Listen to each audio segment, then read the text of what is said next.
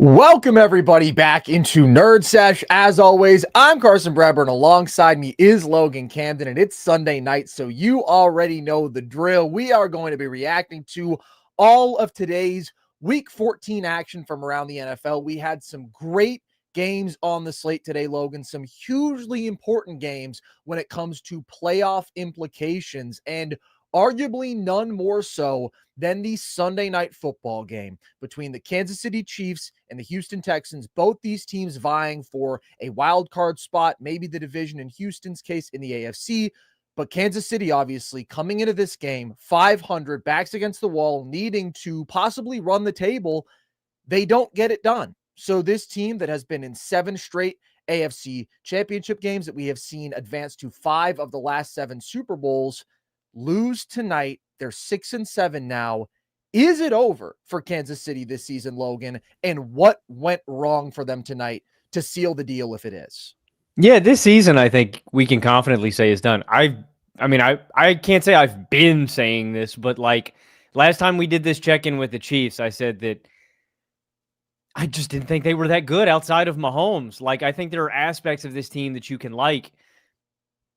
And what's sad, Carson, is like I don't actually feel like the Chiefs aren't one of the 7 best teams in the AFC. I still kind of feel that way fundamentally, like with them as a talent level. But in all of these close one-score games, like they built themselves zero margin. And so just by way of the way their schedule has broken and how they've played, all of these games have become that much more important. And you have to win out. And what happened tonight is they got smacked in the mouth by the Houston Texans defense. And this is one of the most flustered, just disconnected kind of complete offensive games I've ever seen from the Chiefs in the Patrick Mahomes era. And I will say this off top, I think the final box score line for Mahomes is probably a little worse than it actually was. Like, I didn't feel like Pat played a game where he was, like, don't get me wrong, it's not like this is a bad masterclass or anything, but below 50% completion, 3 picks, under 150 yards, that would indicate that it's all on Pat, and I feel like it more has to do with the offense as a whole than Pat individually.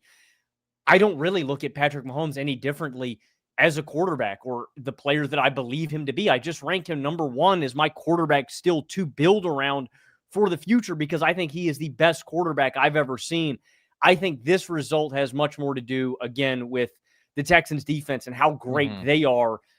And just how much pressure is on Mahomes this season, man. Like, my conclusion, and a friend of the show, Gabe Swartz, I mean, he's been saying this for a while. I think there's just too much on Pat's shoulders, man. I think that they just haven't built up this roster has slowly depleted and regressed year over year to the point where we're here. And the Chiefs are just a thoroughly mediocre roster around Patrick Mahomes. I think this offensive line has regressed. I think I'm proud of the defense. I actually thought the defense brought it tonight. I was impressed with Chris Jones and Spags and what they did. But they haven't been consistently great every single game, and they've not been great the way they have the past 5 years. Like, I think there's a lot on Pat's plate. I think that Travis Kelce has seriously regressed, and I think this team is just a little bit worse overall than they have in years previous. And the offense is stale, man. That's what I've been disappointed with. And I know we give praise, man, to like some of the collective talent here. Do you think it's overrated at this point, man? Like, I don't know, man. I was disgusted with some of the play of like the Chiefs supporting a lot of the drops from the receivers tonight for Kansas City, the anemic ass running game, the stale play calling. Like, I don't know. I guess my fundamental take is like, I don't know. A lot of people are blaming Pat for this, man. And I don't really feel like Pat's really that much to blame, man. I think this is a Chiefs collective. I think this is a Chiefs team problem. I think this is a roster problem. I don't really think this is a Pat individual problem. That being said, though, I mean, damn, man, what has Kansas City really put on tape this year for me to go, oh, yeah, they're going to kick into gear? Like, people were skeptical about them last year, right? When they had lost 2 games and every game was super close and, oh, it's going to come back to bite them. 2 years ago, 10-7, right? They had played down to a bunch of 11-6. They had played down to a bunch of competition that year. This is different to me. This is different in a way that's like interesting. I just think the Chiefs are different. I think they have regressed marginally in a lot of different areas that have added up to a big lump sum. I think they have lost key personnel, and I think there's just too much on Pat's plate right now. And this team's going to miss the playoffs, man. I mean, damn, dude. Like, how can you still, like, I just don't know what they have put on tape this year that would have you still clinging to some faith for the Chiefs, man.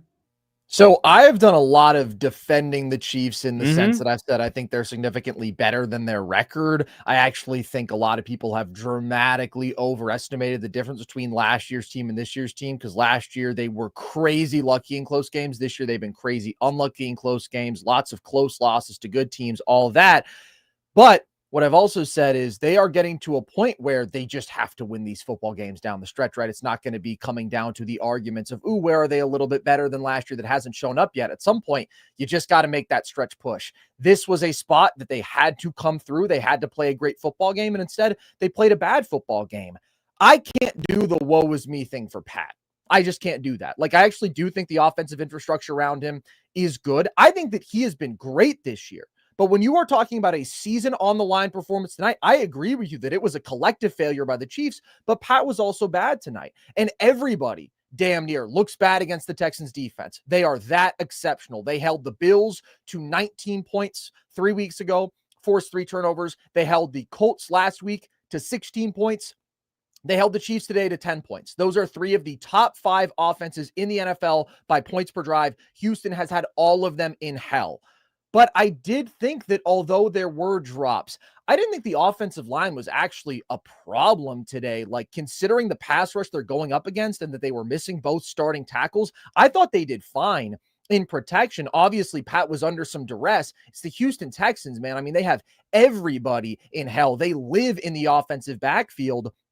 I thought that he did miss some throws. I thought that the interceptions, for the most part, the first one, like, yeah, it was a bad bounce, but that was also a highly contested ball that he threw. The second one was just flat out on him, and that wasn't the most costly, but he just underthrew that ball. It was a really tough throw. The third one is on Kelsey, I would say about 80%. That throw was also behind him, though, and it's like, if you complete 40% of your passes in a game, it speaks to a great defensive performance by Houston for sure, who did an awesome job in coverage, and they contained Pat really effectively, but he couldn't hit the big play all day. This was a matchup between the best quarterback in football, we call him, against the best defense in football. The best defense won convincingly. So I agree with you that it was a number of things that went wrong for the Chiefs today, but with their defense playing like they did, because let's be real, the Chiefs defense let up 10 points today, and the Chiefs defense let up 0 points in the second half. I mean, when you give them the ball deep in your own territory, they start with it at your 30,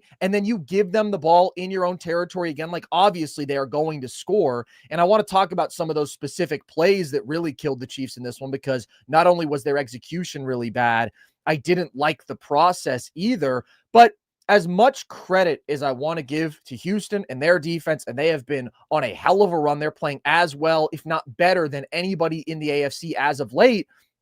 You do have to look at some of those plays and say these were just failures by Kansas City, like going for it on 4th and 1.5 yards at your own 30 in a 10-10 football game. I do agree with that. I agree with that wholeheartedly, especially, like, and I'm a guy that, you agree with going for it, or you agree that that's I agree with a you. decision to be criticized? I would Yeah. not have done that. It's more of a game script thing. I'm not like a by and large ever with any of these scenarios. I think it is always situationally dependent. I think it is important on the situation, how both sides of your ball have been performing. Like, I think it is always a gauge thing. I'm never you got to go for it right here. Like, I think it's situational, and I think that was the wrong decision. I agree with you.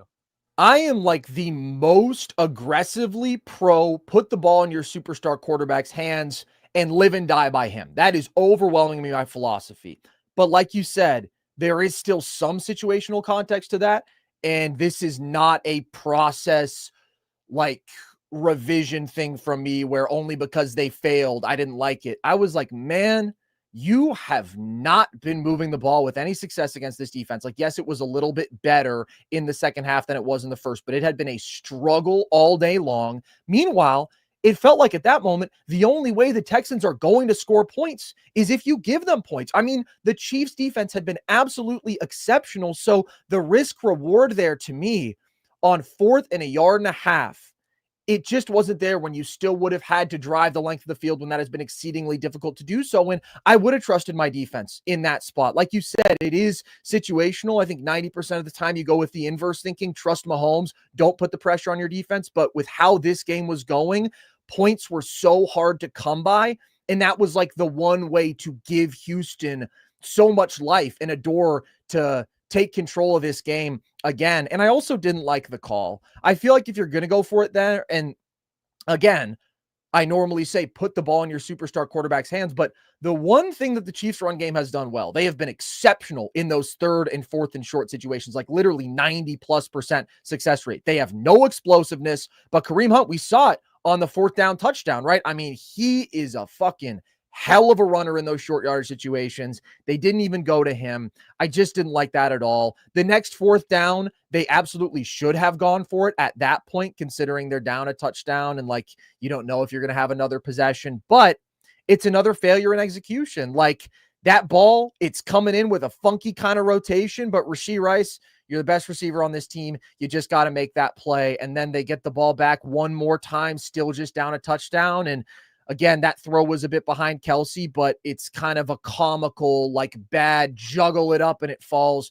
into Alshair's hands. Like it was that kind of day for the Chiefs. Houston's defense was phenomenal, but Kansas City only had to put up like 17 points, right? And especially when you consider that they were costing their defense points by putting them in bad situations in the second half of this game, the bar for what they had to do just wasn't that high. It was a really tough matchup, but they failed and they failed and they failed. And I don't know that there's like a big picture takeaway from this game for me in that sense. But individually, this was the most important game of their season. There's been a lot of important games. They've inevitably put themselves in the spot where it was going to be do or die after do or die game, and they folded in this one. So I do think that their season is probably over. They're effectively 3 games back because the Colts, I think, are going to fall out of the playoff picture, unfortunately, with their schedule remaining and Danny Dimes' injury. But when you're looking at the Chargers, who have the tiebreaker over you, you're looking at the Texans, who have the tiebreaker over you,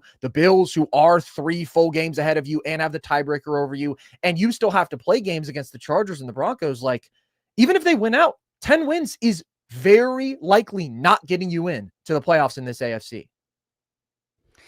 Yeah, and the Chiefs just haven't shown that level of consistency that strikes fear into me. And what I mean by that is just I haven't seen it over a consistent stretch. I've seen the offense, I guess, in stretches, but like I haven't seen. This is the most important stretch of football that you're playing during the season right now. And this is where some of these preconceived notions that we had about these teams are starting to shake themselves out. Houston has done a phenomenal job of shaking off some of these concerns that we had very early on into this year. 3 weeks into the season, the Houston Texans were dead last in red zone percentage, 3rd down percentage, and in terms of total scoring offense. This defense has come alive. CJ Stroud has found something legit in Jaden Higgins, I think, is a number 2 receiver. I think that they have really tapped into the duality of this running back room with Nick Chubb and Woody Marks. Are the Texans flawed? Yes, I still don't think their offensive line is very good, but it's like, what was my preconceived notion about the Houston Texans coming into this year and for the majority of the season? This offense is too bad for them to go on a run and win a playoff game. I don't feel that way anymore. I think the Texans offensives figured it out, and I think this defense is top 2 in the league, arguably the best. I have no issues if you have them. I would still take Denver, but what is the preconceived notion about Kansas City? Again, this is the most important stretch of football we've seen. The thing about them is they have Patrick Mahomes, so they have nothing to worry about. Everything is going to fall into place, and they are going to miraculously figure it out no matter how dire the situation gets. I think that has been proven false. And so, yeah, man, I mean, that is my take about Kansas City, Carson. I know that you disagree a little bit. I just don't think this team is as talented top to bottom, and I think that they have let all – and I agree with you about a point that you've made repeatedly on this show. They have let all the close games slip through their fingers. Yeah. I completely agree with the point you keep coming back to, that they are better than their record. I wholeheartedly agree with that. I definitely think that. But they just haven't shown it, and they have not played consistent football. And this is a team that is just like spiraling right now, man. Like at some point, you're going to pick up the pieces and figure it out and kick into gear. And I just think that this, don't get me wrong, I still have a level of embedded faith in Patrick Mahomes as a starting quarterback and his level of play, and he was below that today. But he's not like a worry about this team for me. No, It's kind of, not. again, everything else about this unit. But yeah, I think the Chiefs are cooked this year, and I'm kind of just doing a flop. I think I was wrong about the Chiefs. I think I was wrong about the Texans, man. I think the Texans are very legit. They should be in my top 10 contenders. 100%. And the Chiefs shouldn't.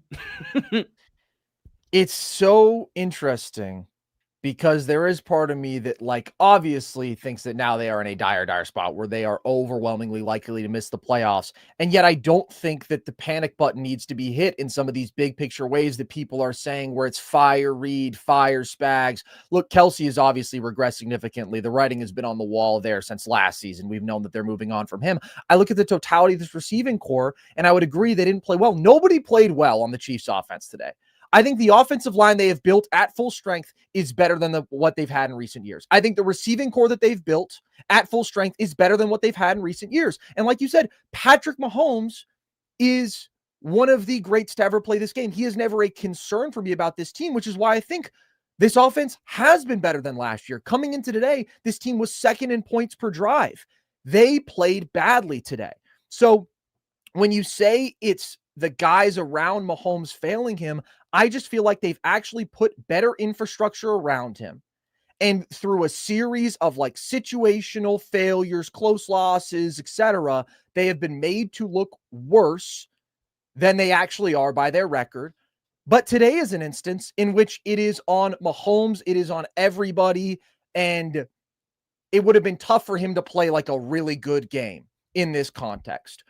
But again, every gotta have it play went for Houston's defense against Kansas City's offense. So that's where I'm saying that this was, to an extent, a Mahomes problem today. Not this season. This season, I think Mahomes has been excellent. I literally just said when we were talking about the top 10 quarterbacks to build around, he has been better than Josh Allen this year, who I had as my number one quarterback last year. But in this game, he's got to be responsible for some of that. And big picture, I'm not even worried about this offense. Yes, they have to figure out the running back situation.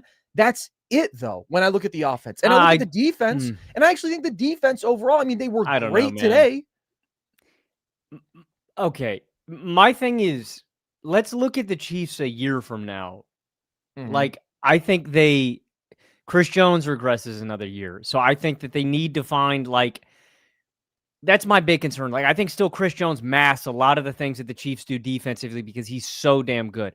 I think secondary-wise, I think that has to be a huge point of emphasis for the Chiefs, finding another impact defensive back. Again, I agree with you, Carson, on some points. Like, I don't think the Chiefs have fallen the way a 9-win whatever the regression is going to end up being this season. I don't think they've regressed the level of like a 6-7 win kind of regression would indicate, but I think they have regressed from Super Bowl contender to like this team is they're going to sneak into the playoffs. I think they have regressed to that point by some of the key additions that they have lost in the secondary year over year from teams, because we can do this thing where we fill in the blanks for the Chiefs because they do it every year and they do it over and over again. And I want to just act like but I think they have legitimately lost talent that they need to replace to get back into these conversations. Are you saying it's more of a 2-year fall off that was covered up by them winning all these crazy close games last year? I do. I understand that perspective. But clearly, right, the big difference between this team and even last year's team, but you're right, 2023, is the execution, and it's execution in big spots. Right, but I'm saying if you look at the last 2 years where the Chiefs have not been the same, unequivocally top 3 to top 5 every game. Like, they never had a game where, like the Cowboys game, that would have never happened.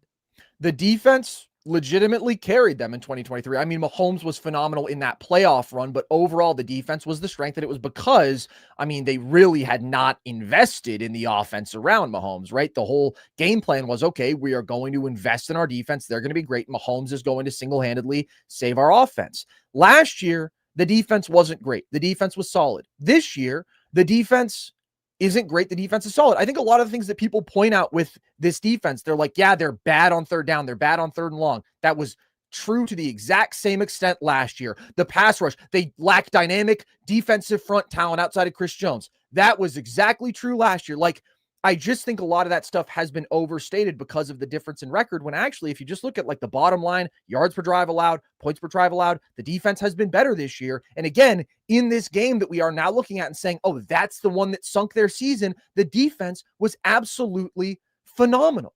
And then I look at the offense and I think about how I feel about this collective group compared to last year, certainly 2 years ago. The offense is better. So I agree with you in the sense that the Chiefs had significant issues last year that were masked by them just winning football games.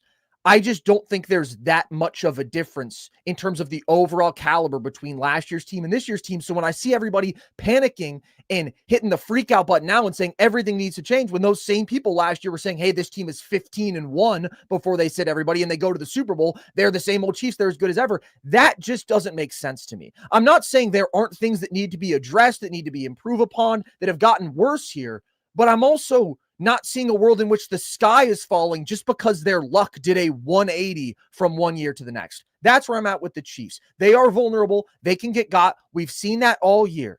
If they could still find their way into the playoffs this year, I would say that they have a chance to make a deep run because the AFC is wide open, and I don't think they're actually much worse than any of those teams. But again, the most important thing this week, this year, is getting to the playoffs, and they have simply failed to do that at every pivotal moment. I mean, it was a huge win over the Colts, obviously. They got out of that one, but that's it. Every other close game against a good team, they've lost. And it's been a brutal schedule. Their losses are, again, all of these one score except for tonight, but to the Chargers, the Eagles, the 9-4 Jags, respect them, the Bills, the Broncos, the Cowboys. Like, it has been a lot of tough, tightly contested games where they have just fallen short against really good teams. Not a lot of nights where you look at the Chiefs and you go, oh, they were bad. Zero nights, I would say, where you look at the Chiefs and you go, oh, they don't belong on the same field as that other team, which is why even though they have 7 losses, the lows haven't been as low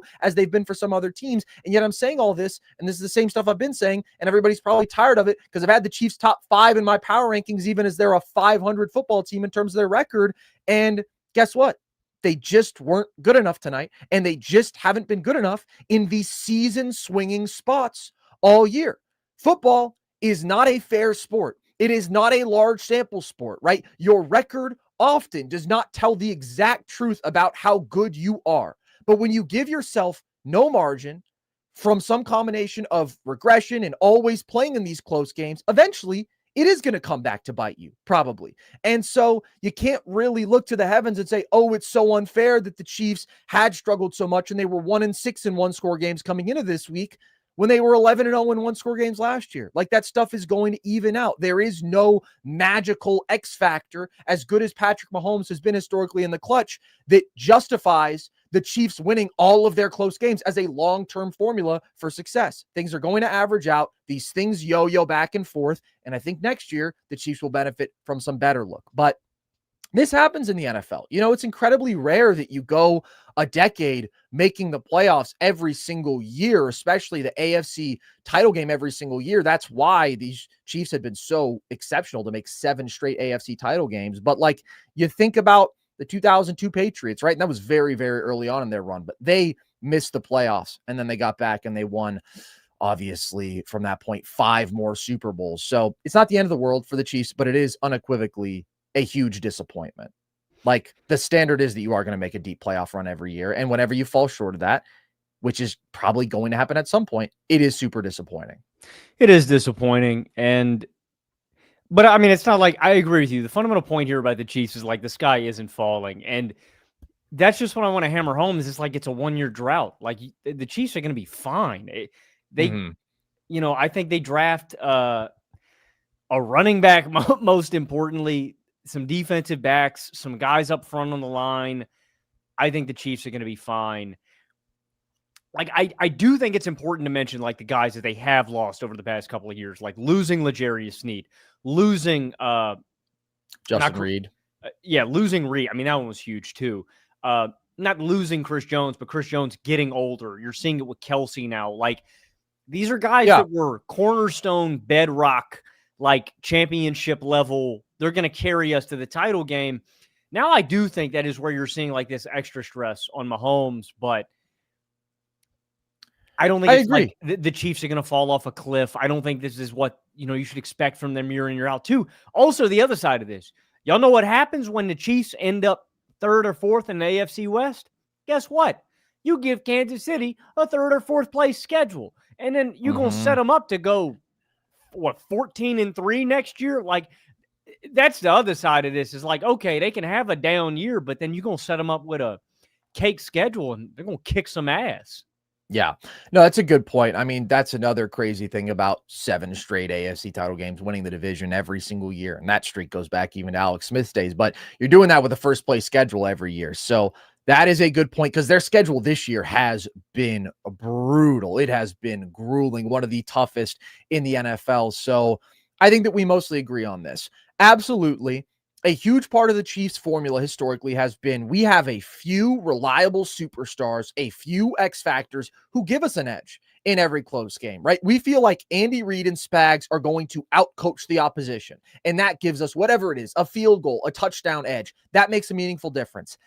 I don't think you can say that this year. Again, I thought that Spags was cooking in the second half, but Andy Reid to me has not been additive as a play caller. Like you said, I have had issues with the play calling. I have felt like at times it's bland. At times it's a little too cute. Like he's just given more cause for frustration than he ever has in previous years. So that advantage hasn't been there this year. The Kelsey advantage obviously has just disappeared. And I think that that should be offset by the total skill of this receiving room. So I don't worry about that one as much long-term, but definitely like him always being that third down guy, that scramble drill guy who could find the soft spot against any zone, always on the same page with Mahomes. Like they had a couple of poetically out of sync moments today, as if to say like, hey, this thing, as you knew, it is over in terms of Kelsey's relationship here. And then Chris Jones I actually thought was really good today.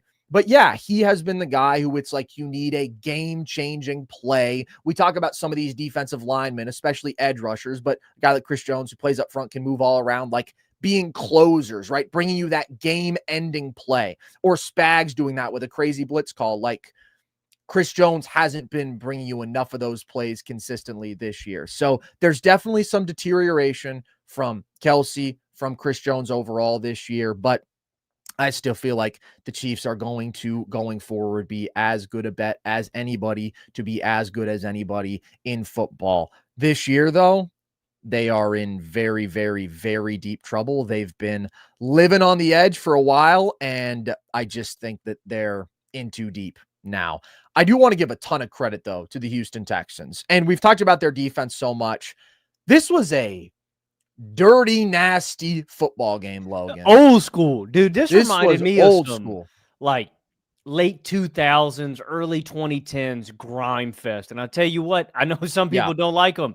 These are my favorite kind of football games. When there's so much on the line, it's the best. Like this in every way felt like playoff atmosphere because both these teams are not playing for their seasons in Houston's case, but there's a huge swing in terms of playoff probability for both these teams. And it's the defenses dominating, which makes every possession feel so like huge because every point is so huge, and the drama that creates is just awesome. And it wasn't bad offense. No. That was my favorite part, is it was just excellent defense. It absolutely was. I mean, Chris Collinsworth was having an orgasm on the broadcast over some of the tackling, but like, dude, deservedly so. Jalen Petrie had like the hit of the year. And I mean, people were literally just sticking dudes. When you think about like textbook form tackles, standing you up, driving you back, Jalen Watson had a phenomenal one. Like it was great football by both defenses. It was great coaching by both defenses. I thought the coverage was phenomenal. I mean, some of the Kamari Lassiter plays, that PBU on the deep shot to Tyquan Thornton, and he makes another play. And that's where you have to give the Texans credit. Like 3 picks from Mahomes, every chance they got pretty much to make a play on the ball, they did. And like some of these were not easy. I mean, Petrie like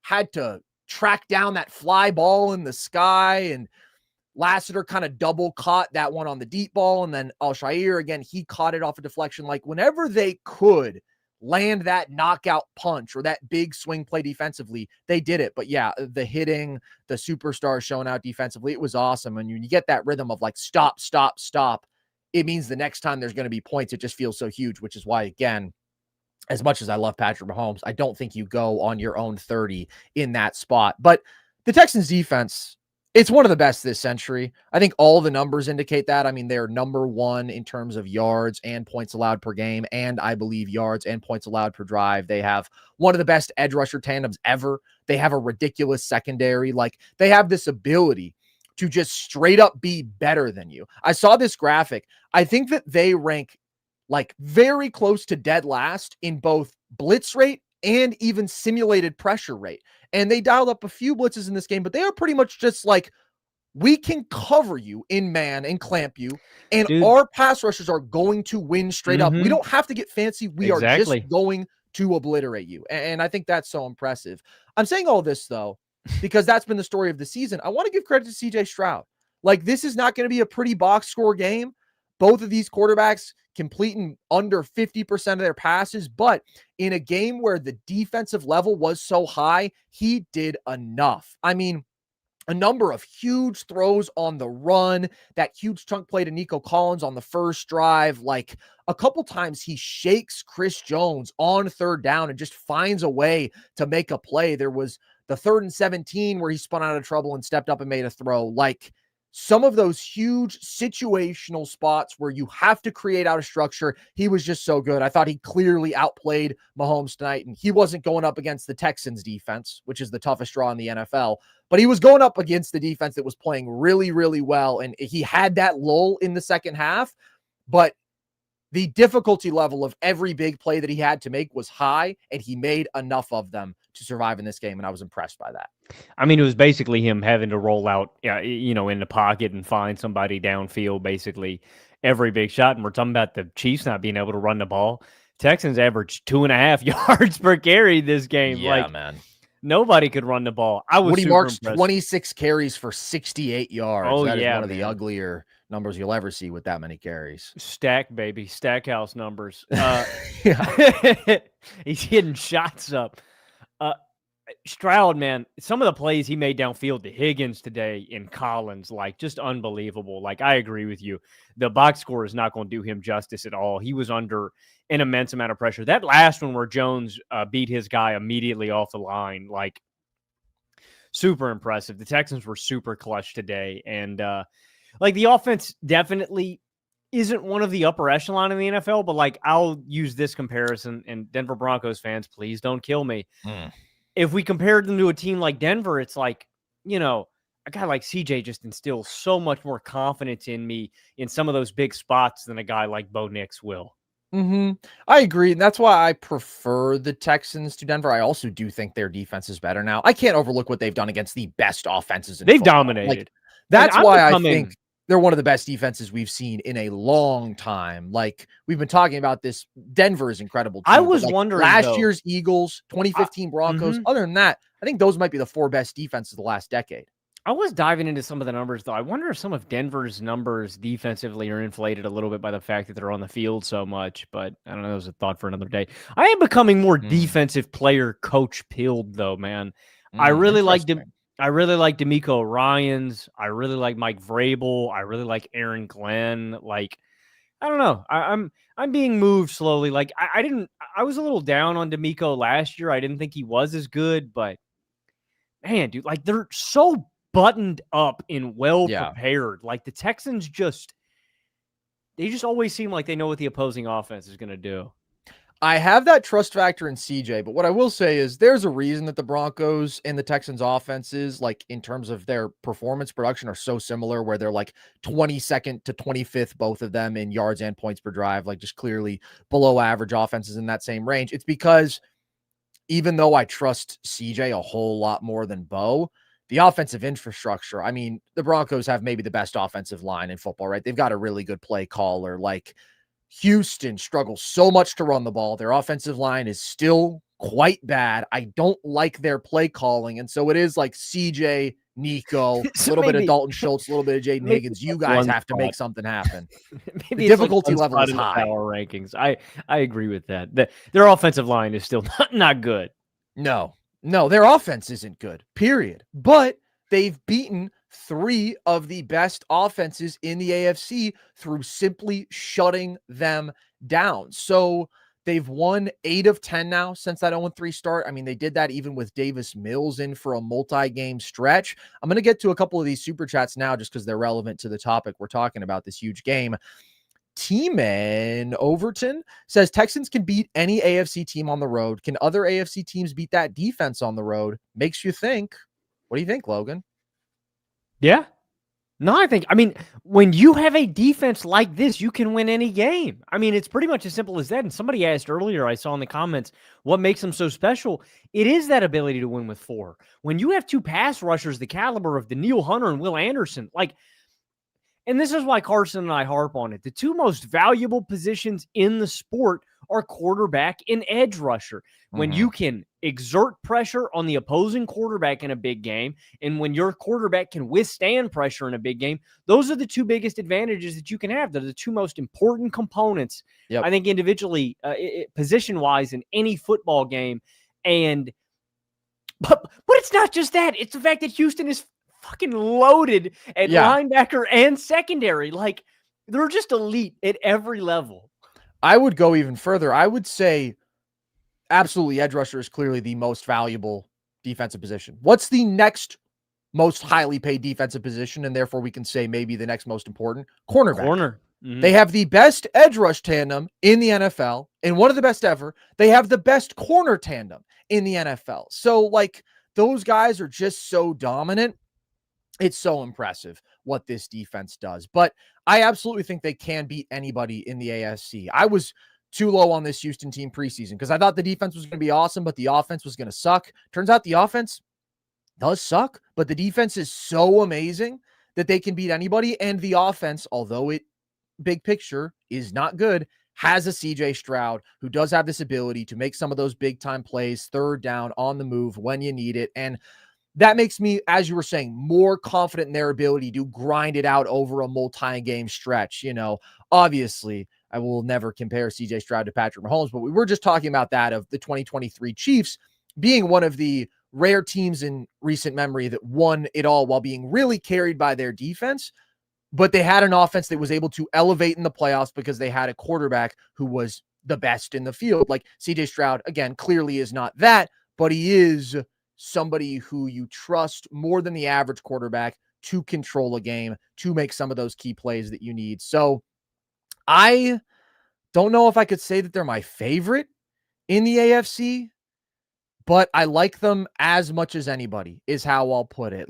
I can look at the offensive firepower of the Bills, and they just beat the Bills a couple weeks ago and totally neutered that offensive firepower. I mean, they absolutely dominated at the line of scrimmage.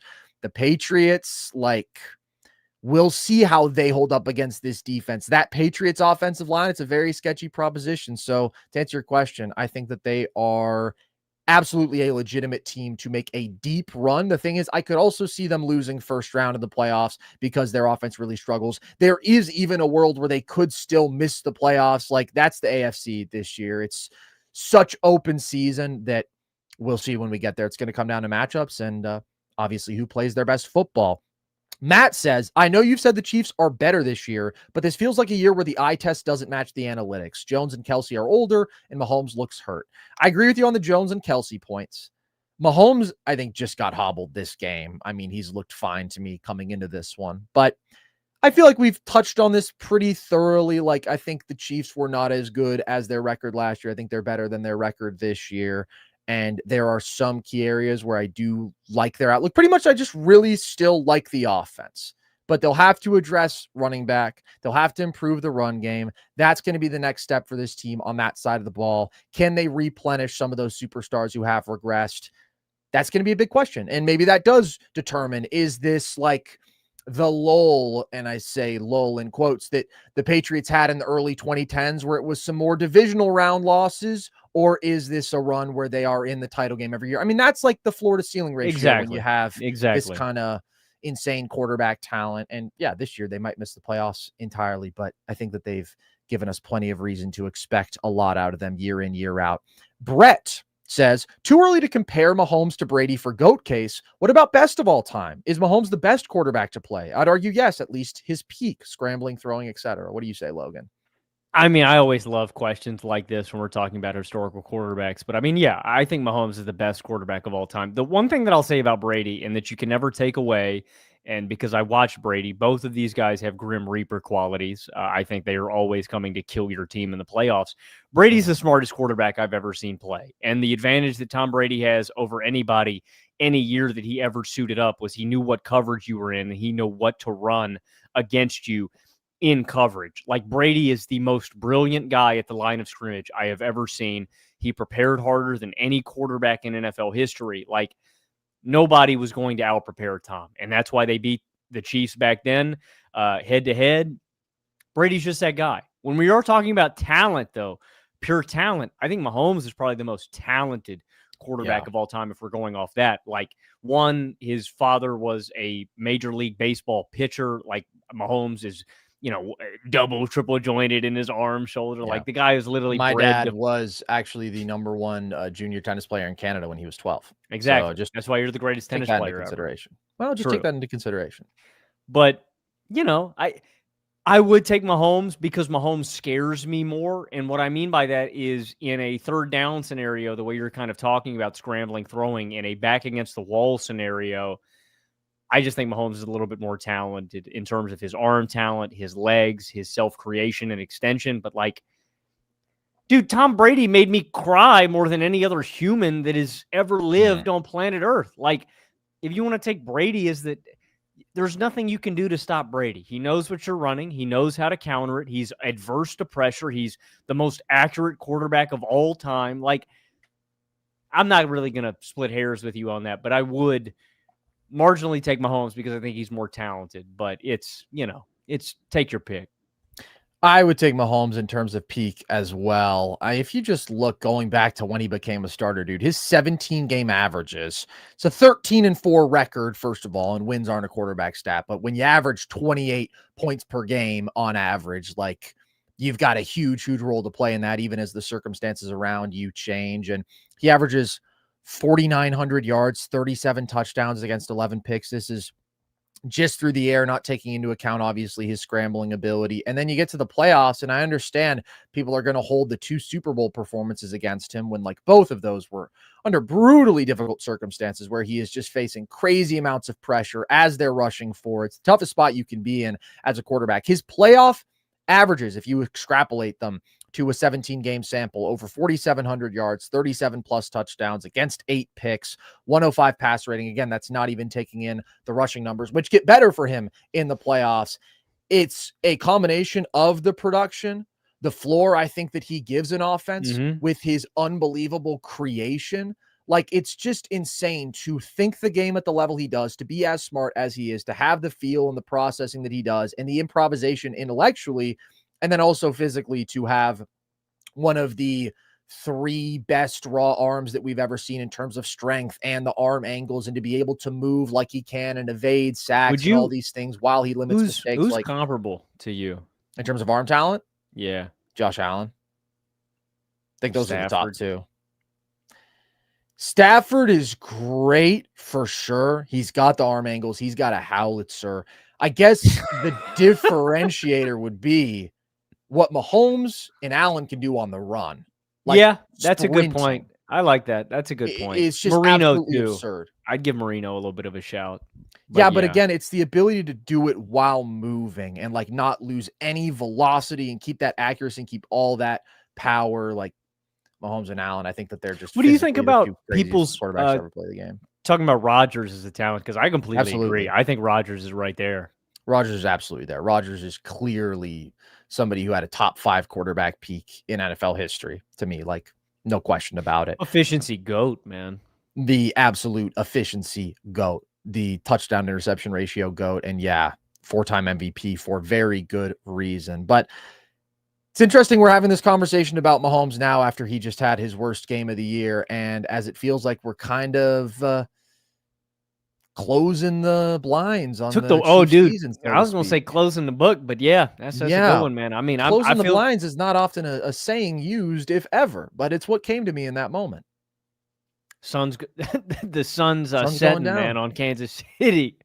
It is for this season. It certainly feels that way. And we'll move on. This was just such an interesting and important game. And like, it is such a moment when the Chiefs fall to 6-7. Like, that's a crazy thing. That's the kind of thing that you really never expect is actually going to happen. This is just disappointing because I was comparing this spot they're in to the spot the Bills were in 2023, where that team was 6-6. But it's like, okay, and obviously the Chiefs have the most proven record over the last 7 years, but the Bills are another team that every single year has won a playoff game. They've won at least 11 games for more than a half decade now, right? The standard is every single year you're going to be in there, and you've got a top 2 quarterback on the planet who's going to will you there. And they were in that spot where things were not looking good. And what did they do? They rattled off 5 straight wins. They got there. They won a playoff game. No, they didn't go deep and win it all, but like, they responded in the regular season. Josh was incredible down the stretch. So for the Chiefs to kind of crumple up like this, obviously they've got 3 Super Bowls. They've proven more than any team in this generation by far. But when we think about the 2025 Chiefs, the fact that they didn't answer the call at such a pivotal moment really is disappointing, because I do still think they have the talent to have performed better than they have this year. Absolutely. Let's move on, though, Logan. I think that is plenty. A light 45 minutes on Texans Chiefs. Let's talk about the other big game of the day. There were a couple, but Packers Bears. The Chicago Bears, who came into today as the 1 seed in the NFC, do fall short to the Packers. What did you take away from this one? I'm moved by the Bears, man. Like, I've been in on the Packers, but I feel more strongly about this game, about Chicago leaving it. It wasn't the most consistent first half for this offense, but oh my God, dude. Some of the stuff Caleb Williams was doing in the second half, like, I get Green Bay gets this win, and I think they are a top team in the NFC, and that's one of the big storylines from this game too. But I just think the Bears are very legit, and some of the stuff Caleb was doing in the second half was just legitimately jaw-dropping. Like some of the creation out of the pocket, the throws downfield, that one to Kmet, that little laser he dropped in the bucket down the sideline. Just Josh Allen and Mahomes-esque. I don't even feel bad about saying it at this point. Caleb is so freaking talented. Some of the sack evasion stuff you get from in this game. Bro, he had that one play where he jumped over a dude to jump up in the pocket and make a throw. Like, that's the big story about this game to me is I've been moved. Chicago's been one of the teams that I have been most skeptical of this entire season in terms of their legitimacy as a contender and as a team that's going to actually show up when it matters in the playoffs. Mm-hmm. And I'm moved. I think their running game has proven a lot to me, what they've been able to get out of Monangai and Swift. Caleb has really been impressive in spots. It's not been the most consistent. I think that is the biggest thing about Caleb is his consistency, but the highs have been extremely high where he is just making big play after big play. But the biggest thing about them, I think, is just their preparedness, man. Ben Johnson and Dennis Allen just instill faith in me routinely where I'm like, situationally, this team is smart and they have great play callers behind them. And they are just like, I was really impressed with them, the way they were able to stifle for Green Bay for most of this game. And I know Christian Watson breaks out and has a couple of big plays. And I felt like Green Bay, you tell me if you disagree, Carson. I felt like Green Bay won this game because they're more talented than Chicago, pretty much straight up. Mm-hmm. But I think Chicago is extremely well coached. I think they are a very talented roster. Like, even if they don't make my top 10, like, I think they are just on the fringe. I'm bought in on Chicago and their future. Like, I am just moved to this point by the totality of their team, the talent on this roster, the improvements they made from last year to this year in terms of the offensive line and the defense. But again, the biggest thing to me is the organizational infrastructure and the faith that I have in this coaching staff. I loved in every big spot in this game. I basically loved everything they turned to. The only thing I didn't like was that last play call with Caleb Williams. Actually, I only didn't like that play where they rolled him out left. And I will say, Caleb didn't make the right read. Like, I thought DJ Moore was probably the right, even though that's kind of a tough throw back across your body in the middle of the field. Like, that's something you're not really supposed to do. He was probably the right read on that play when he throws the interception in the red zone. That being said, I didn't like the play from the jump. I think Caleb, and this is something they talked about on the broadcast too, Caleb is so great in terms of sack evasion. Sometimes he leaves the pocket too early and can take away some passing angles. That being said, I feel like Caleb's great strength is when you just run a shotgun play for him and he kind of determines where he's going to scramble out. I didn't like the fact that the Bears rolled him out to the left side and took away half of the field. I think Caleb is at his best when you just drop him in the shotgun and kind of let him dictate and feel. So, but I'm in on the Bears fundamentally. I would also say generally, obviously, it's just a tougher throw rolling out to your left. Like Caleb's especially as a right-handed quarterback. Well, totally as a right-handed quarterback. Yeah, that's what makes all the difference.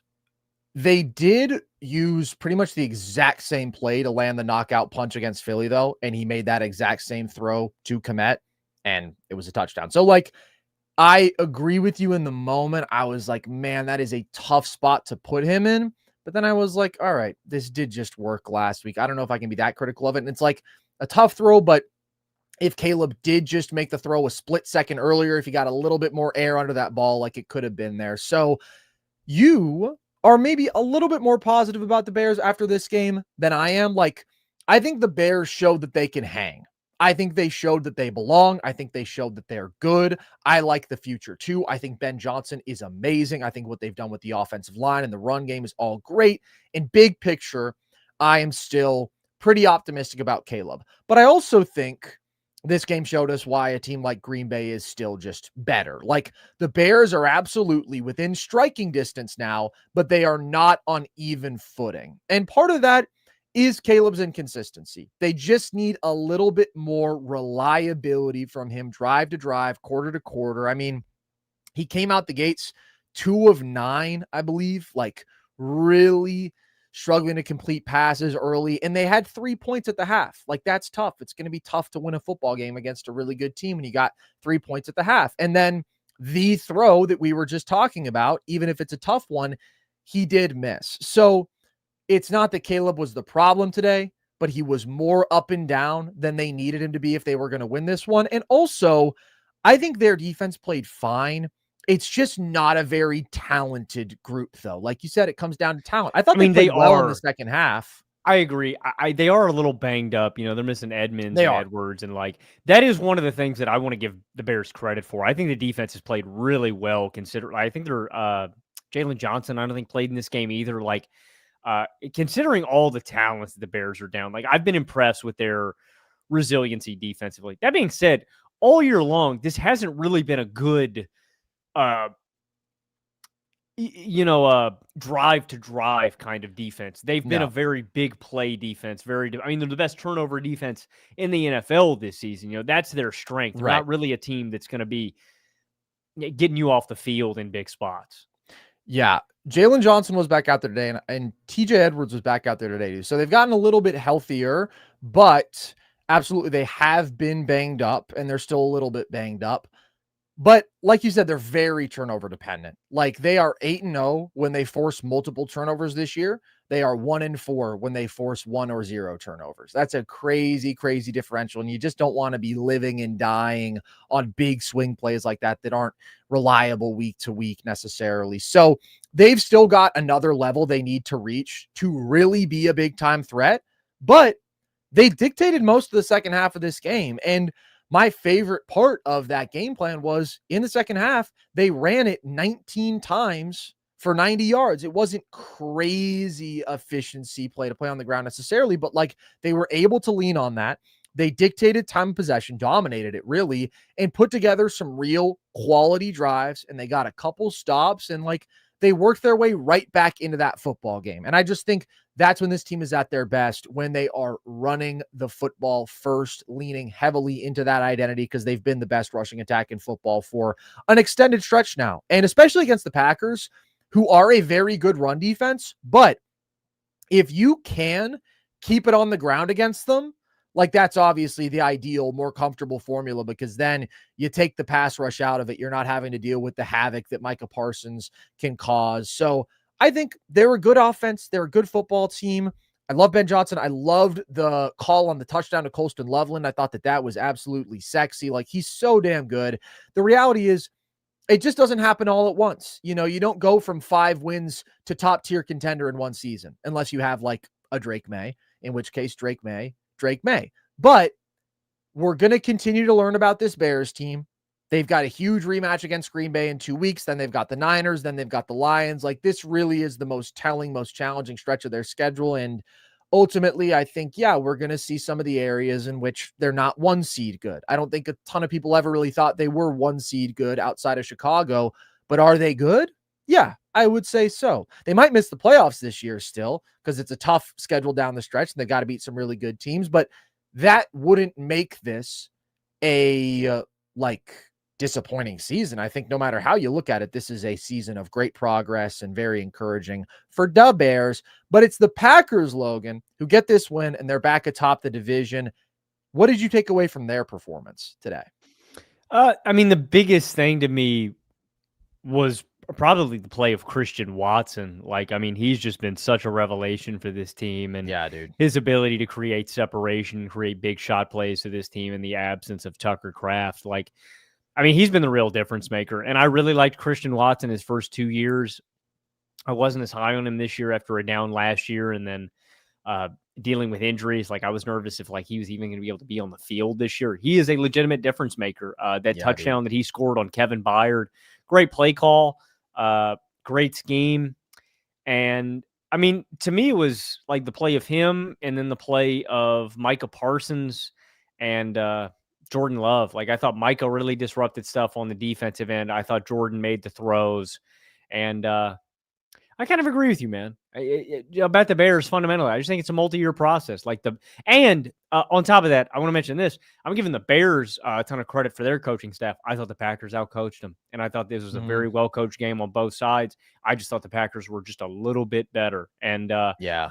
But that's where I was most impressed, and I still want to give Chicago credit. Like, I'm not trying to hate, but like Chicago has been a bottom dweller for a very long time. I think they know. I don't think that's hate. A joke of a franchise. Like, and I know that it's a loss and I know that it stings because it's like, damn, we get beat by the Packers one more time. But this was a really encouraging loss for me for Chicago, where I just look at them. And like you said, man, I just don't feel like they are that far off from Green Bay. Like, they are so close. And they have done so much this year in terms of just their talent. The offensive line they have built is so much better than last year. I think the defense is so much more well coached than last year. They're prepared. What they crush this draft, the Bears go in the division next year, man. I think they are, another year of development from Caleb. Like, that's another thing that I would be encouraged about with Chicago. Caleb's still raw. Like, Caleb had a great second half, but again, he ups the consistency. I'm just really excited. Chicago's been a team that has been down in the dumps. I mean, shit, dude, a decade. They have been one of the bottom dwellers in the NFL, and it finally feels like with Ben Johnson and Caleb Williams, they are climbing out, and I'm just excited for them, man.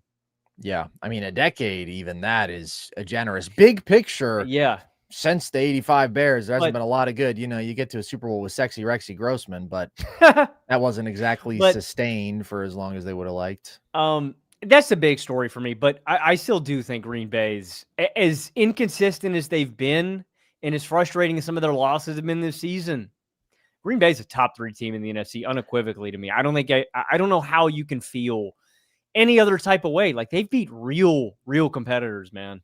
Yeah, top 3 team in the NFL. I think the 3 best teams in the NFL, the 3 most proven, who I'm buying most right now, they're all in the NFC. The AFC, we're talking about being this crazy topsy-turvy experience, but I'm all the way back in on the Packers. I was all the way in preseason. I was even saying this stuff last week. Like, I just think they're so complete. They're so balanced. They are so talented. They are so well coached, dude. Jeff Hafley is one of my favorite coordinators in football. There was 1 third down today. I mean, he is just the GOAT of simulated pressures and just disguising the picture and confusing offenses. When he dropped Micah and they literally got 3 free rushers off of that, it was just beautiful. Well, I don't know if it was that play. There was another play that got me fired up where Green Bay fake blitzed everybody. Like, they simulate. It might be the same play that we're talking about. I can't remember exactly, but Caleb dumps the pass off to the running back super early, and they just swallow him up because it was all fake. But like that blew my mind because I'm like, it's 3rd and 8, and Caleb just bit completely. Like they completely fooled him at the line of scrimmage. I thought his play calling was brilliant today. Yeah, they are so well coached and just so good all around. And this was another efficient performance from Jordan Love. The pick was really bad. Like, I don't know if there was a way to get that ball layered over that defender. He didn't do it. That was a tough throw. I just don't really think it was there. But that's only pick number 4 on the year. Like, we just talked about this phenomenon with Jordan Love, where I was like, the knock that people bring on him is he can be careless with the football, bad turnovers, but he's been like the least turnover prone quarterback in the NFL this year. When he does turn it over, he has that quality of sometimes them being like catastrophically bad turnovers. But at the end of the day, if you've only thrown 4 picks to this point in the season, with all he brings me as a playmaker and creator and how he's really carried this offense in a lot of ways, I think Jordan Love has been very good. And he had some beauties in this one. I mean, big touchdown to Christian Watson, 2 of them, both of them long throws, just ripped that bomb to Bo Melton at the end of the first half. That was a huge swing play in this game. Green Bay goes 8 of 12 on 3rd down today. I mean, they've been the number 1 third down offense this year. Like, they're just fantastic there. Christian Watson, as you mentioned, specifically what he does as just a deep play monster, like those deep balls, he has more catches on deep balls than any player in the NFL since he debuted this season. And he's averaging, I don't know, like 70 something yards per game total. Like, the Tucker Kraft loss felt so devastating, and they're super different as players, right? Kraft was this huge yards after the catch guy, but they have supplemented some of just like that star, big playmaker factor. Not to say that Christian Watson is a star, but he's really good. He's been the best receiver here. And they get Jaden Reed back today, and he gives you 53 total yards on 6 touches, and they use him in multiple ways, right? So they're just getting all the offensive pieces back and together and playing well. And Josh Jacobs, man, had a couple of big 3rd down runs in this game, especially that 21-yarder on 3rd and 2, where it's designed to go to the outside. He has to cut it back, and he just like has an angry run, a big man run. That was absolutely killer, probably the play of the game overall. And Green Bay ran the ball pretty well today. So I'm just buying everything. I think the defense is elite. I think the passing attack is really good right now. I think the run game, even though it's not what it was last year, is good enough. And I love the coaching on both sides of the ball. And Jordan Love is playing at a level where I buy into what he's doing. So Green Bay, again, they're a level up from a team like Chicago. They deserve to win this division, and I'll pick them to win the rematch. Like, I just think they're better, but I'll pick them to win the rematch in a close game again. I don't think they're going to blow the brakes off of Chicago, because Chicago is not just respectable, they are good. And they have proven a lot this season, even if that doesn't result in them hanging on to the division like they had coming into this week. Speaking of divisions up for grabs, though, Logan, your Pittsburgh Steelers reclaimed the lead in the AFC North today, beating the Baltimore Ravens. This was 2 6-6 teams, and Pittsburgh gets the better of Baltimore today. What did you take away from this one? As much shit as I've given Mike Tomlin over the course of this season, I think it's been deserved. Guy knows how to go 9-8. Mike Tomlin always plays his division opponent so well. But yes, death, taxes, Mike Tomlin 9-8 season. It's all coming together, baby. Oh yeah. Thank God. That means I'm going to pay my taxes and I'm going to die this year. Hell yeah. Exactly. Nice. I shit on Mike Tomlin, but he always plays the division really well. In his career, Mike Tomlin is 58.4%. That's his winning percentage against in-division opponents since he took over as head coach of the Steelers. That's number 5 among active qualified head coaches. He's got back in the day, that used to be a good division, a really good division. Really great one. Now we're the worst. I think we're the worst in the NFL. We stink, man. NFC South would like to have a word, but you would also have a good word in that conversation. We might take the cake. 77% against Cleveland, 71% against Cincy, 58% against Baltimore. And I'm kind of mad at myself for not taking the Steelers in this game a little bit. Not really, because the Steelers are a known bad football team. But the Steelers haven't lost or been swept in the series by Baltimore since 2015, and Lamar has never swept the Steelers. I've been adamant about that. Carson, real quick trivia time. Can you name the last 2 quarterbacks that swept the Steelers in 2015? Andy Dalton? No, by Baltimore. Oh, Sorry. I should have been clear collectively. about that. I should have been, because it was obviously there's one Well, Joe answer. Flacco. And then the other one, that's what makes this question interesting, because I remember this game very well. It wasn't televised on my local CBS channel, so I had to follow it by ESPN at my grandma's house that day, and I was peeved. It was a very bad loss. I was thinking about the 2015 Bengals who started 8-0. Hell of a football team. Shout out to them. Damn, who else would it have been for the Ravens in 2015? As a hint, I will unfortunately say this guy has unfortunately passed away now. Well, he's no longer with us. Isn't this a bummer of a question, Logan? Shout out to, I remember this game very well because I could not believe we lost to this guy, man. Who is it? Ryan Mallett. Whoa, R.I.P. Last guy that helped sweep the Steelers in the regular Texans season. That legend. Was 10 long years ago. But that is where I have to give Tomlin credit. I think Tomlin is really good at game planning for in-division opponents for the most part. The Bengals game was nasty. I don't even want to talk about that one. But specifically game planning, for Lamar and the Ravens, I don't know if there's anyone better. Like, the Steelers always play the Ravens so well. They know what to do against Lamar. They are so good at stopping the run at the point of attack. They know how important that is. Henry today, 3.8 yards per carry. And they're really good. My favorite part at playing Lamar, they're so good at containing him. That's really the secret to beating Lamar is you don't want to pressure him regularly, because if you pressure him without containing the edges, Lamar will just escape and kill you on the ground. It's really about keeping contained on the back end and keeping your coverage and containing him without letting him scramble out of the pocket. Held him to 43 yards today. And I thought they did a really good job of gang tackling.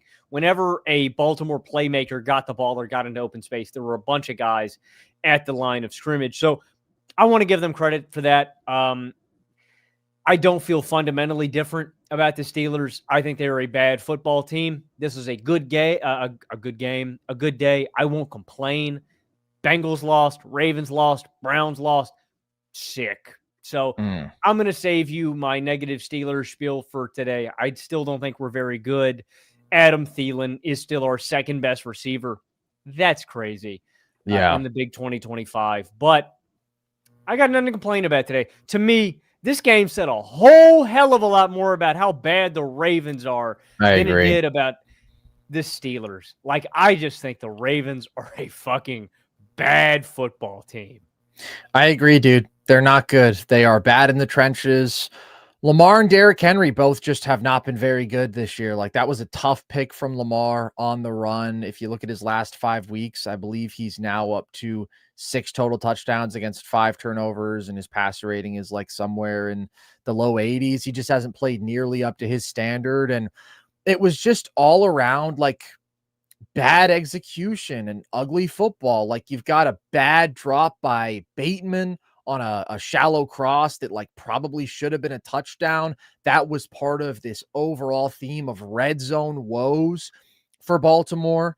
They're 2 of 6 in the red zone. Like, they've been a bottom 3 red zone offense this year. I think only better than Houston, which that is a big problem for the Texans. That's something eventually they're going to need to start turning 3 into 7 if they are going to make a deep playoff run.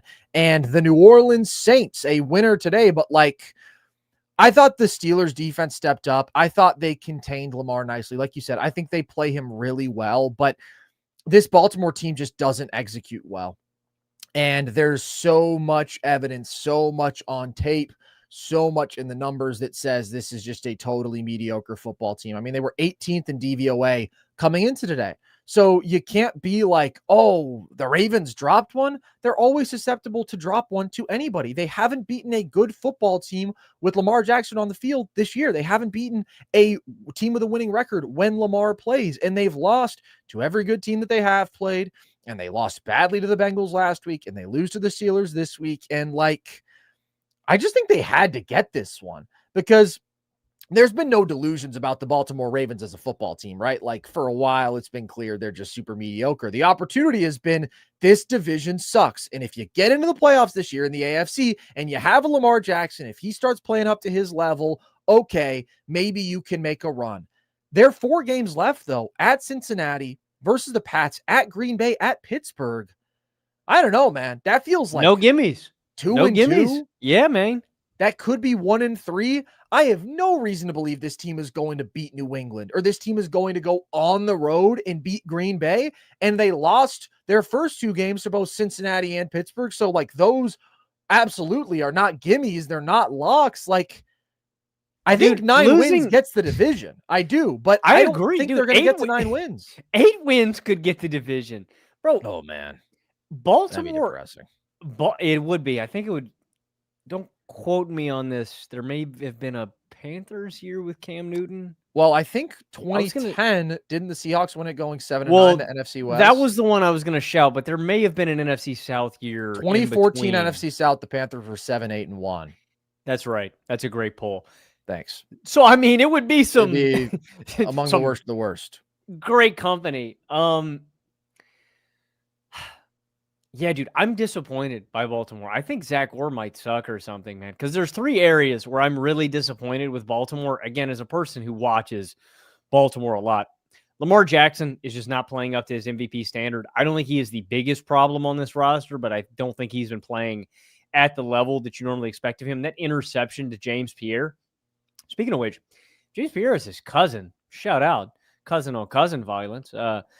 James Pierre... Nice. That's just a throw that Lamar shouldn't have made. Like, that's just something that you expect that Lamar won't make. But it's not just him. Like, Derrick Henry has just not been as explosive this year. The offensive line has not been nearly as dominant as they have been in years previous. But the biggest area that I've been most disappointed with Baltimore, and you tell me if you disagree with this, Carson, I think this is the worst defense in Ravens history.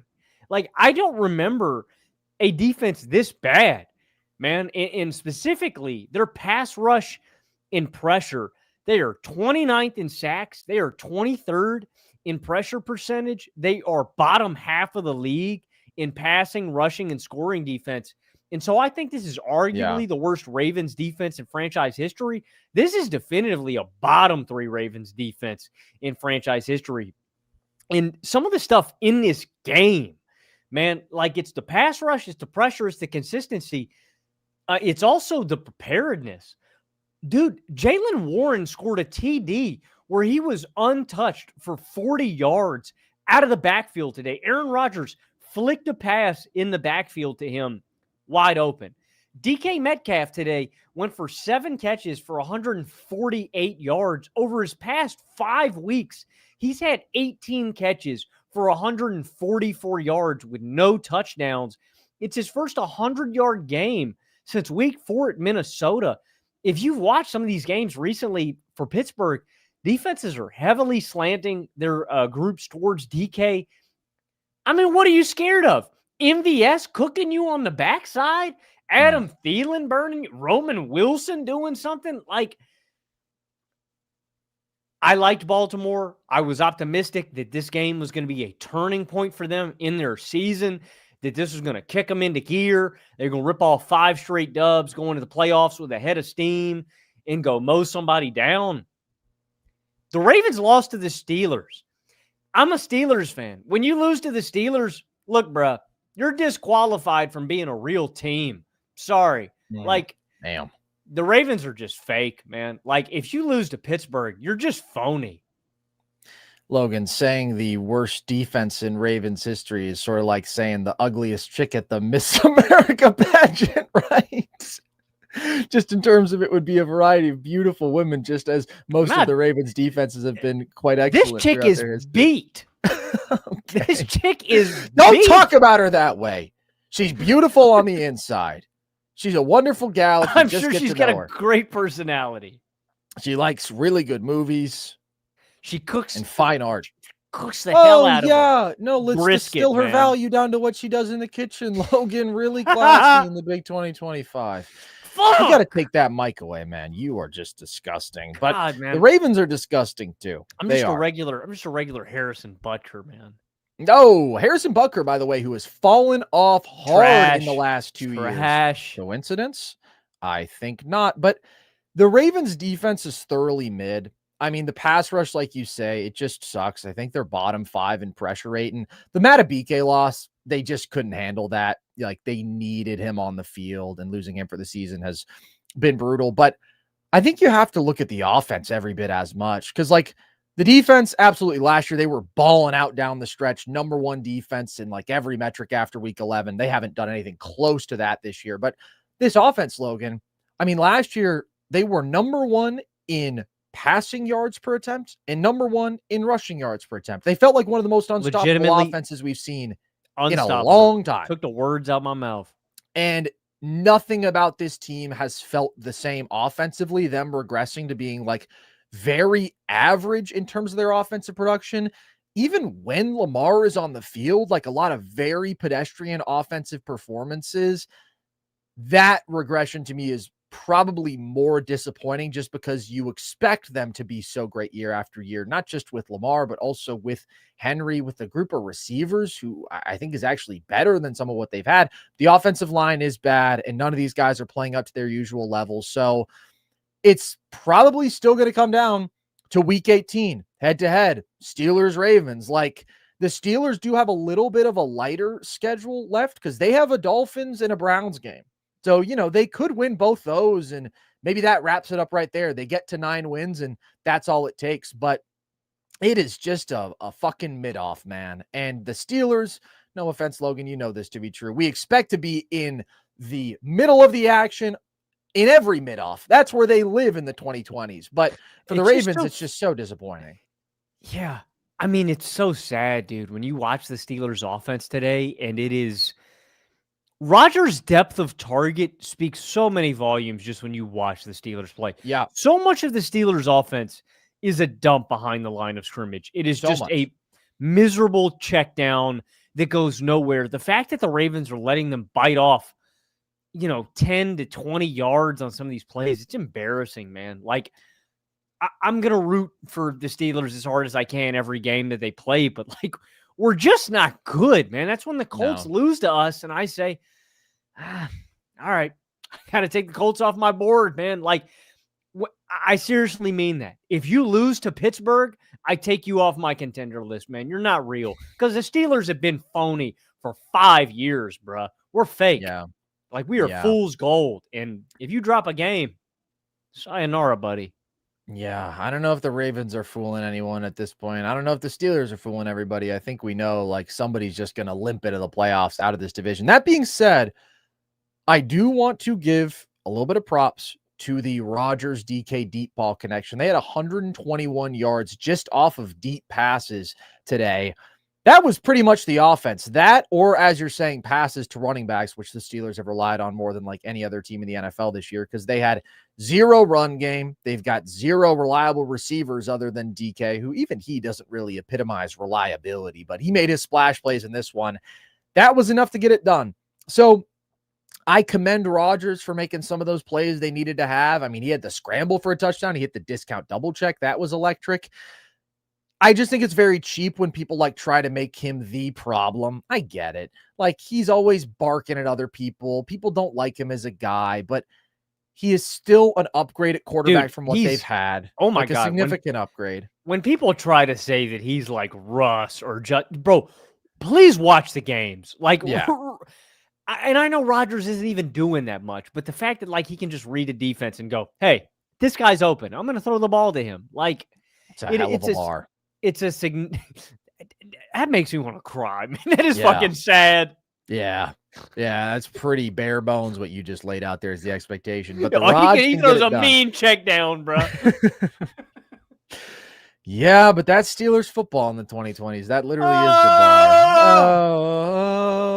Oh, I thought we were going to match pitch. Midsummer style. I thought maybe we could do like an empathy screen together. Oh, yeah. I mentioned Midsummer. That movie sucks. What? Carson, no bullshit. That's my least favorite movie ever. What are you talking about? What are you, nuts? Okay. Can you like the movie Jack and Jill more than that? No. Okay. You like the movie The Other Woman with Cameron Diaz and Nicki Minaj more than that? Never seen it.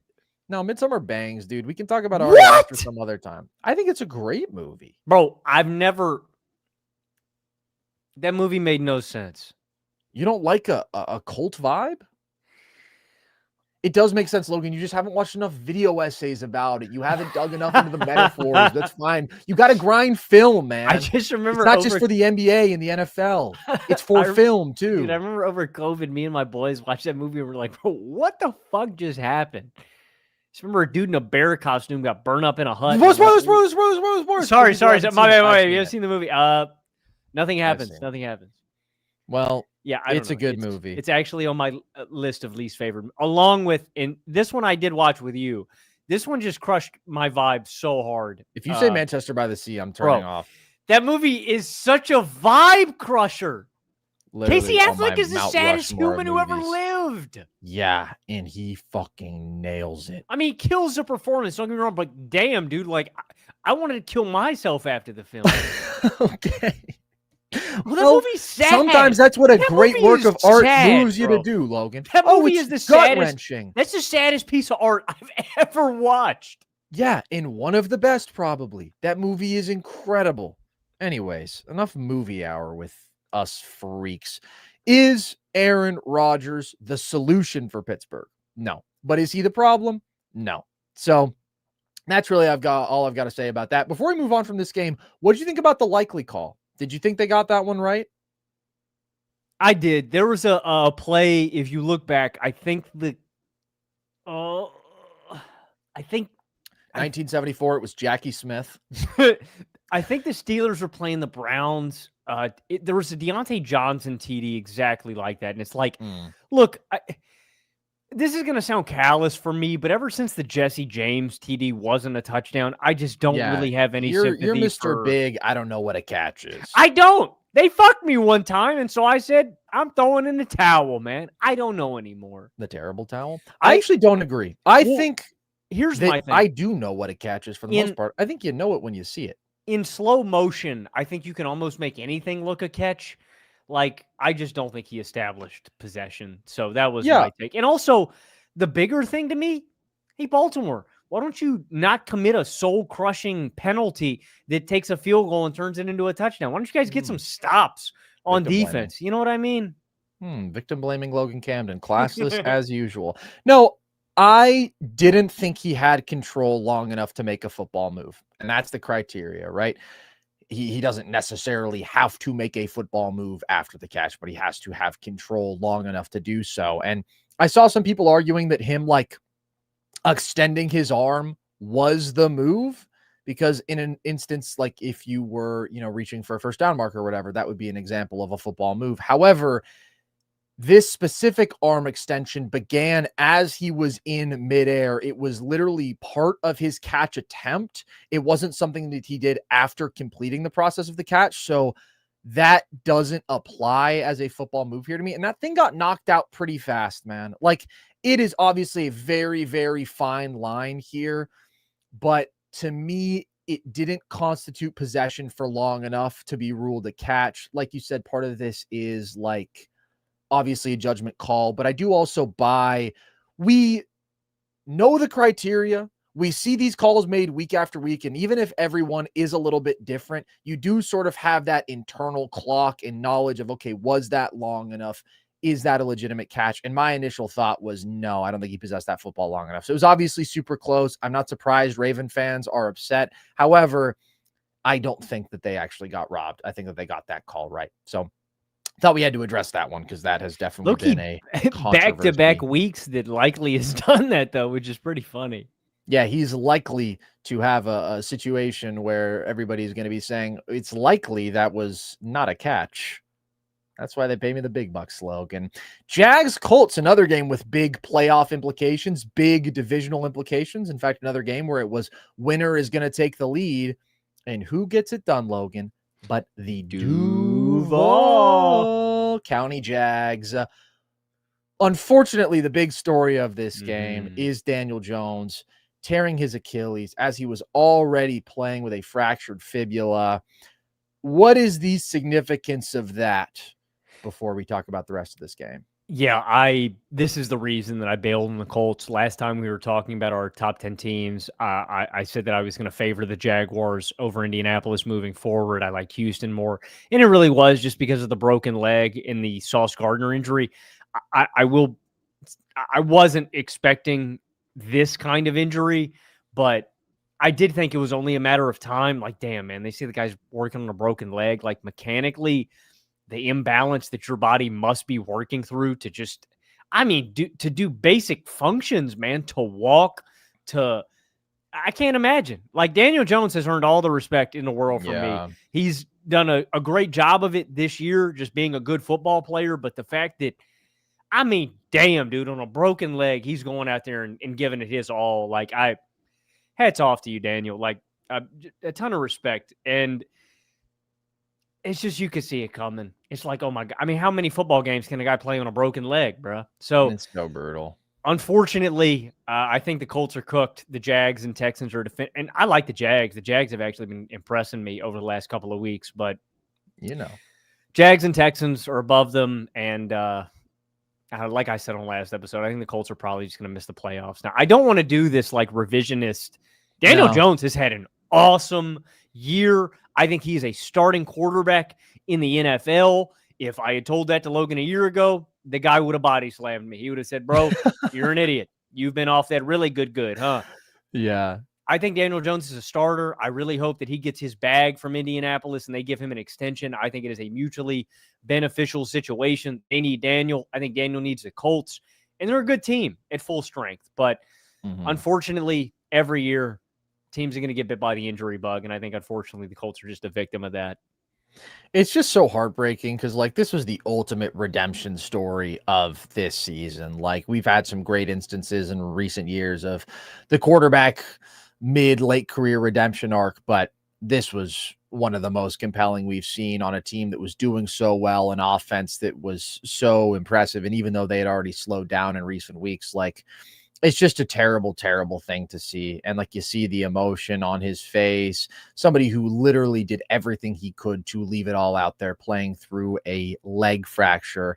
And I just feel so bad for him and for Indianapolis sports fans, dude. You guys must fucking hate the Achilles tendon. You just must want that thing gone. And especially like two guys who both were trying to play through something. Hallie with the calf strain, like, it's just so brutal, and it's such a terrible way to get punished for trying to do what's best for your team. And I just hope that it doesn't derail his career because he still hasn't gotten that payday. This is so clearly like a turning point for him and an opportunity to have a total second wind. And if he loses out on that because of this, that would just really, really be devastating. But like you said, I think he is the best option that Indiana is going to be able to bring back at like a reasonable dollar value. Good fit with the system, is already familiar. And this infrastructure offensively the Colts have is really good. Like, they just need somebody who they can plug and play in that quarterback spot. And I think that Danny Dimes is a good option. But considering that he is going to be gone, and now we're looking at Riley Leonard at quarterback, and like, I don't think there's anybody waiting around at this point, week 14, who's going to be a significant upgrade on like the free agent market. Anthony Richardson is still hurt after his like freak orbital fracture. And even if he was out there, like, it's a huge downgrade, obviously, with just how crazy erratic he is. So they are now 8-5. I mean, they are tied with the Texans for that, for the record, for the last wild card spot, but they have to go to Seattle, host the Niners, host the Jags, go to the Texans. They're underdogs in all those games. I just think the schedule is too difficult. The loss is too significant. And with the start that they got off to this season, where, I mean, it looked for a while like they might be the juggernaut of the year, and they were 7-1. Obviously, I don't think anybody bought into them as like the literal team to beat, but in terms of regular season dominance, what they were doing was so impressive. And they make the all-in move with the Sauce trade, and just everything has kind of gone wrong since then. On the flip side, though, as much misery as there may be with the Colts right now, how about them Jags, Logan? How impressed are you? Jags are just consistent. Like, the thought I had today watching them was just the Jags are really solid. Like, not that they're unbeatable or they're unstoppable or anything like that, but I don't feel like the Jags are ever going to... Watching the Doug Peterson Jags, the Jags led me down. Like, you couldn't trust them. The defense would collapse at the end of the game. The offense would falter. It'd be a beatdown. Like, I just buy in. Like, the Jags are going to take care of business when They need to. And don't get me wrong, there are ugly games at the early beginning of this year. As I have said the last few weeks, the most important stretch of football is right now and what teams are giving you. Don't let these things that you thought about them at the beginning of the year.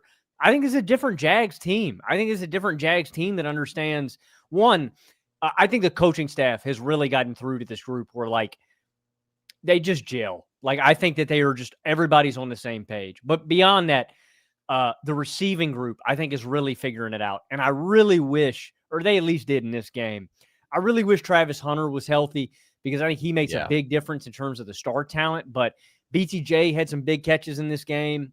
So did Jacoby Myers. Like, that was encouraging to me. Tim Patrick had a big grab in this game too. And T-Law looked good. Like, that's the big difference to me. It's like, they've been able to run the ball. The defense has looked solid. The passing game looked legitimately live today. And that's a meaningful difference to me. And so Jacksonville has climbed into this very exclusive tier where they are.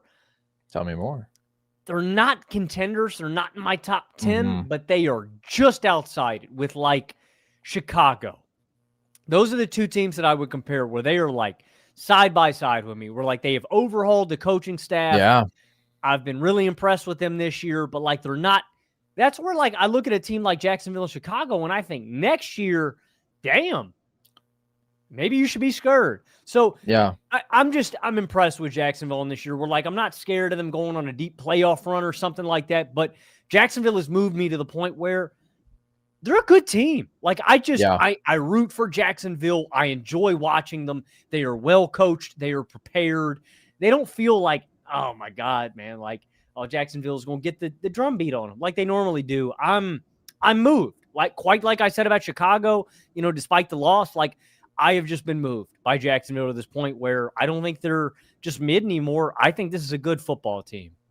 They're a good football team. And the Bears comparison is a good one in terms of, like, going from horrible coaches, organizational incompetence, which both these teams have had for a while, Chicago and the Jags, but, like, Doug Peterson, Eberflus, those guys were bottom of the barrel, maybe the two worst coaches in the NFL last year. And you go to guys who I think are legitimately great, young, offensive minds, guys who have changed the culture for the better and just makes a huge, huge difference. I think Liam Cohen and Ben Johnson, with the Colts kind of falling apart, I think they'd be my top two favorites for Coach of the Year with Kyle Shanahan in there as well. I know Vrabel's probably going to win it, but again, he has a Drake May. I think that's by far the biggest story of the Patriots season, whereas with the other three, I think their coaches are the reason that they're all actually sitting at 9-4. But in terms of what they got done today, I think the key story was the passing game. Like you said, that determines the ceiling for this team. That's been kind of the unknown up and down variable all year. Trevor Lawrence is a roller coaster, man. The fact that he played well today does not mean that he is going to play well next week. We don't know what the hell is going to happen. We don't know what's going to happen throw to throw. 3 weeks ago, right, he had the 3-touchdown, 3-pick game where he had some great highlights and he had some horrible, horrible lowlights. So it's not that I trust T-Law now, but he played a really nice, clean game. He was accurate. He was in control. And I do like the direction the passing game is trending overall. There's always going to be some ups and downs there, but Jacoby Myers has just been an awesome addition for them. Like, I just think he is really good. BTJ had one of his best games today. He's back out there. And the defense made big plays, and that's kind of what they do. Devin Lloyd had another pick. He has been a takeaway forcing machine this year. Like, the Jags aren't just 9-4 by like some fluke, right? They have won 4 straight. They've got 6 wins versus teams with winning records. They're 11th in point differential. Good mark. They came into today 16th in offensive points per drive, 7th in defensive points per drive. Like, they're not great. It's not always pretty. They're not contenders like you're saying, but they are legit good. And they have proven that now over the course of a season where I think some people, skeptics, haters, I would call them, non-believers, heretics even, would have said, ooh, I'm just waiting for the bottom to fall out. Some of us who have been bought in, who have owned property in Duval County, who picked the Jags to win this division before the year, have been saying, no, this team is good. Again, flawed, but good. And that's really the best thing. And the most important thing to say about the Jags right now, we'll see if they win the division. It is Definitely very possible, though. And I mean, they control their own destiny. It's probable, I I would hope. say. They have a game against the Jets and a game against the Titans remaining. Mhm. So, like, playoffs almost feels like a lock. So, as much as the Colts are going down, Jags are on the up and up. I hope both the Jags and the Texans make the playoffs. I think they're just They two to deserve it. like. I just think it's better than this, like the Steelers. I just want to see the best teams in the playoffs. I mean, Steelers will Well, maybe yeah, make it's it only because going to of be the one from North. the AFC North. Exactly. Well, and Yeah. what's crazy, man, even though the Bengals lost today, they still got a shot somehow. That'll be a shit show. But I think the Texans and Jags are both like two of the top 7 teams. I hope they both make it in, man. Like I don't know. I just the Jags have had such an encouraging year, man. And it's been since 2017, dude, this is the best season they've had. Yeah, for sure. I mean, well, they did get the playoff win I forgot about that. Yeah, against the but Chargers.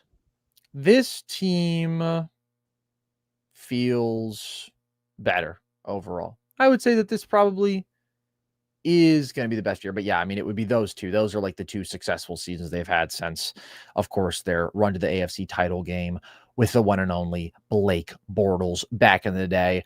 Let's talk about the Buffalo Bills, Logan, a team who the Jags beat 10-3 in the playoffs back in the day, back in that run. Fun fact, in 2017, when the Bills broke their playoff drought and Tyrod Taylor led them to 3 points, and then Nathan Peterman came in to throw the game-sealing interception. Things have gotten a lot better for Buffalo since then, and they went pretty well today. They got a win over the Bengals with Joe Burrow obviously back out there on the field. Now, what did you take away from this one? Joe Burrow shit his pants. I don't really know if there's a big take from this game. I mean, that's really the difference in this one was, did Benford make both of those plays or am I bugging? No. First one was Benford. The second one, Epinesa came down with, I can't remember who tipped it at the line. Benford had that pick 6 though, yeah? Benford had the pick 6, yeah.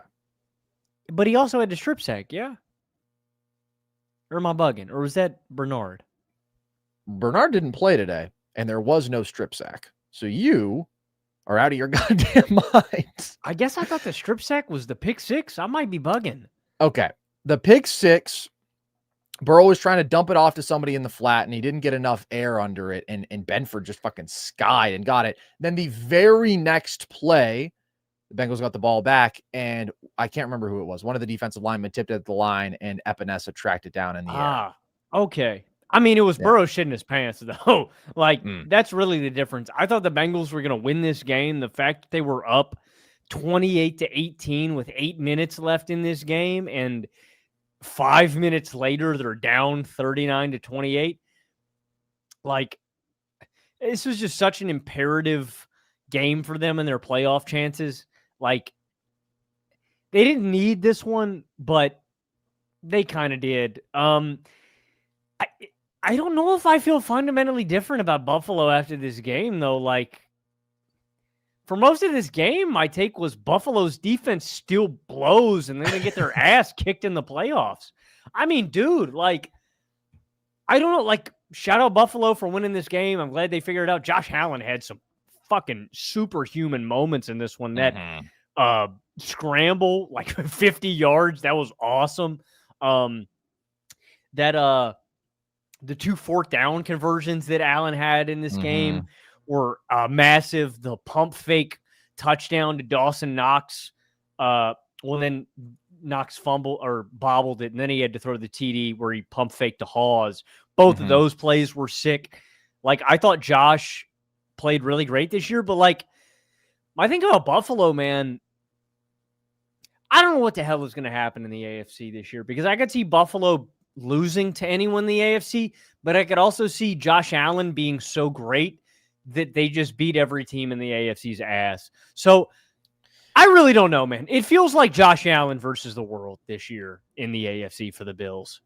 It is. I mean, the Buffalo Bills are in a lot of ways a silly-ass football team that has Josh Allen and James Cook and a good offensive line, and that is all that they have, and all those components are great, but there's a lot of flaws with this team. That being said, you've got to look at them as big a threat as anybody to win the AFC. And I don't want to spam that with too many teams, because all these teams are in the same range. Like, honestly, if you put a gun to my head, and please don't, Logan, My top two threats to win the AFC right now, it might be the Bills and the Texans. Ooh, over New England. Well, New England is in that big three. Mm. Those would be the top three for me. I still worry a little bit about the Patriots' offense around Drake May being as limited as it is. I think the Bills have the best offense in the conference. I think the Texans have the best defense in the conference. And I think those are probably, along with Denver's defense, the biggest superpowers that any one team has. And it feels like this is a year where everybody's so flawed, a run might just be driven by a superpower. I completely Josh agree Allen with elevates, and he's just like by far the best player in the field at the most important position, or the Texans defense or the Broncos defense, like just absolutely obliterate everybody in front of them. But again, I like the Texans formula more than the Broncos because they have a quarterback who I believe in a lot more. But you have to look at Buffalo right now and think they are one of the big winners of Kansas City being here at 6-7. The Ravens just not being good this year. And like, I don't think they'd really be worried about Baltimore, even if they did make the playoff field. They'd be scarier than Pittsburgh, but like, they're just still not very good. Because we can look at all these other teams and say, oh, they're more complete than Buffalo, right? Buffalo has the worst run defense of all time, and their defense overall isn't good. And New England is clearly more complete, etc. But at the end of the day, the Bills have Josh Allen. They have a Josh Allen. They have Josh Allen. They're the team that has consistently been here in deep playoff runs before. Like, they have way more of a proven formula and track record in that environment.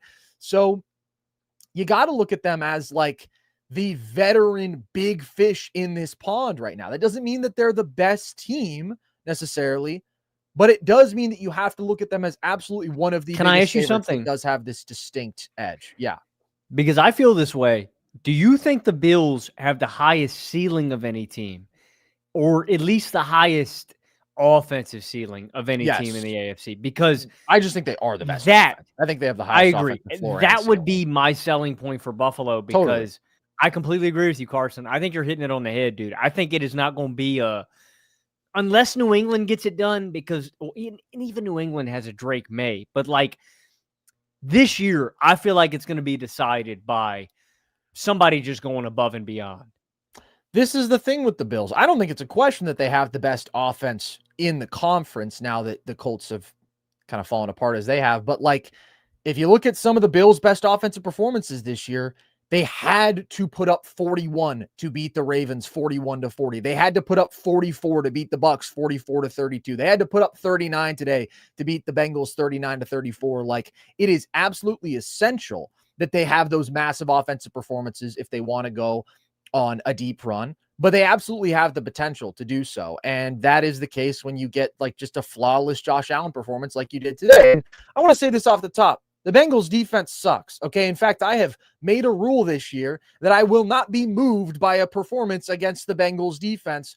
That's just the Bengals defense tax. They're that bad. That being said, it's not that there's really any Josh Allen performances that are moving me at this point. Like, this guy's been a top 2 quarterback for 6 years. We know who he is. Nevertheless, I did think that he played an excellent, very impressive football game, because even if he's going up against a shitty defense, dude, like, he had 329 total yards of offense and 4 touchdowns with 6 incompletions. I mean, just the efficiency and the pressure that was on him to be great every single drive. Because that's the thing. You're going up against a shitty defense. At the same time, your defense, for a vast majority of this game, was not offering any resistance. So repeatedly, you have to come away from every drive with 7 points, or else it's considered a failure. And that's just what he did. Like, every time they needed a play, he made a big one. You mentioned the huge 4th down conversions. I mean, 2-on-1 drive, both creating out of structure. I don't know how he threaded that ball into Shakir on the run. That was ridiculous. He had the 40-yard scramble for a touchdown. When they needed a quick score, he iced the game with the 4th down touchdown to Hawes. And then it turns out actually the Bills defense let them score in like 50 seconds or some shit. So now you got to ice the game again on 3rd and 15, which he did with a scramble. He was so ridiculously good with his legs. He had the most scrambling yards of any quarterback in a game all season. He also leads all quarterbacks in total rushing yards this season now, but like, it was just such an efficient, such a clutch performance, oftentimes with him having to make a play outside the pocket where he is at his best. And whenever you are in a spot where you have to score every time down to win, you have to be perfect to win, and you do it, that's impressive. The Bills all day, they were stopped once on 4th and short in Cincinnati territory, and James Cook fumbled on 1st and goal at the 1. Those were the only 2 times that they didn't score on a drive all day. Like, it was a really, really great offensive showing, and Josh was clearly the hero in that. And December Josh, Logan, has been activated. They call him the Winter Soldier. Since 2020, in December, Josh Allen has 62-30 total yards, 66 total touchdowns, 13 turnovers only, and a 19-3 record. 17-game pace, that's over 4,800 total yards of offense, 51 touchdowns, 10 turnovers. December Josh Allen is just about the greatest football player to ever play the game. So lock in for that. I mean, the Bills have had a lot of great stretch runs, a lot of really strong finishes to the regular season throughout his tenure. I mean, they've been basically unbeatable in December since he reached his really high level back in 2020. So it was good to see. I mean, the Bengals obviously are a very, very, very flawed football team, but considering the offense they do have with Joe Burrow and those receivers, like, a come from behind win against them, it's always good, in my opinion. And it was good to have Dalton Kincaid back out there. I saw this stat today. Josh has like a 156 passer rating when he targets Dalton Kincaid this entire season. Bro, Dalton Kincaid's the man. He is. He's like the one dude among all these pass catchers who I can say is the man, who is a really good route runner, who is so good after the catch for a tight end. I just want to add, I know you said it, bro, that ball to Shakir made no sense. Physically, it made no sense. Impossible. It should be studied, but that's the kind of shit that Josh Allen does. Like, it was just one of those games where it was gotta have it down. He did something unbelievable. Yeah, and I know people want to be like, Josh can't do that. Superman. He is Superman, man. Like, I just want Josh to get that Super Bowl to validate him, man. Yeah, we were talking to one of our friends today who said it's got to be this year for Josh. And first of all, I was like, all right, at this point, aren't people saying that every year? And I was like, I understand feeling that way because it's like, oh, the Josh AFC is what makes the Bills special. So, like, totally. The first thing I was going to say is I don't agree that it's got to be this year because this is the worst team that Josh has had around him since before 2020. Like, the run defense is truly horrific. The pass rush, I'd like to say it's better with Bosa and Rousseau. Bosa didn't play today, but it's still not super inspiring overall. The coaching is as bad as ever. The pass catchers are limited. Hopefully Kincaid makes me feel better about that down the stretch, but like overall, there's been a lot of issues with receiver play, right? There's a lot that is just flat out bad around him. So I can't say that this is like the year it has to be because the team can clearly get better around him. And also, I mean, there have been so many years where you've looked at the Bills and you said, oh, they're very flawed in this way. I mean, oftentimes it is the run defense or it is something with the defense overall, or, earlier in the 2020s, they didn't have good running back play. They didn't have the best offensive lines.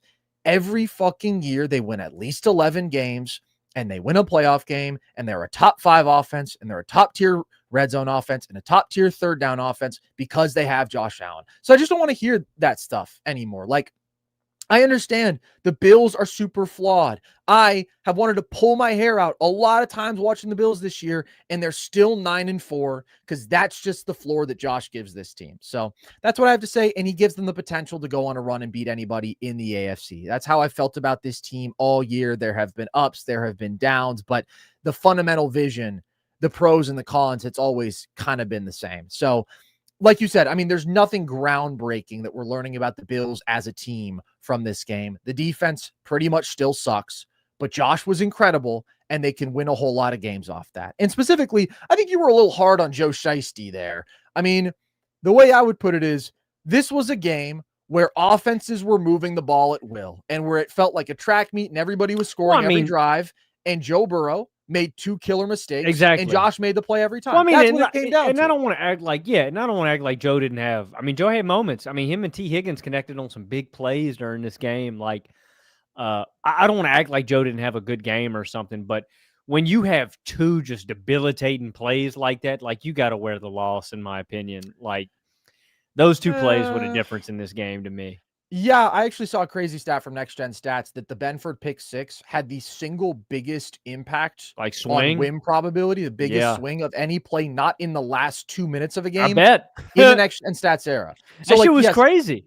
absolutely. At the same time, it's like if we were actually attributing blame, it would be on the defense for Oh, both for these sure. teams, No because the doubt. No defense doubt. can't stop the other. So it's like, yes, when you hold them up to Josh standard, absolutely, Burrow's mistakes are what cost them. At the same time, when you think about the reason the Bengals were in the game, it is Joe Burrow being the player that he is. So, No like, doubt. No doubt. I think you got to give him props. And then you also have to acknowledge that, yes, his mistakes were the difference in this one. Can I just go through my Bills shit list real quick? Even though this was a win, I kind of Please. feel like Please. I got to do this because they just never have like a harmonious, beautiful, all phases of the game clicking, great 4-quarter win this year. Ryan Vandemark, he's only filling in because Spencer Brown is hurt. He sucks. Right tackle, horrible. 2 holding penalties in this game, consistently getting beaten by this Bengals pass rush. Nobody should ever be getting beaten by anybody with Trey Hendrickson not on the field. Vandemark, terrible performance. Keon Coleman, he had one good moment.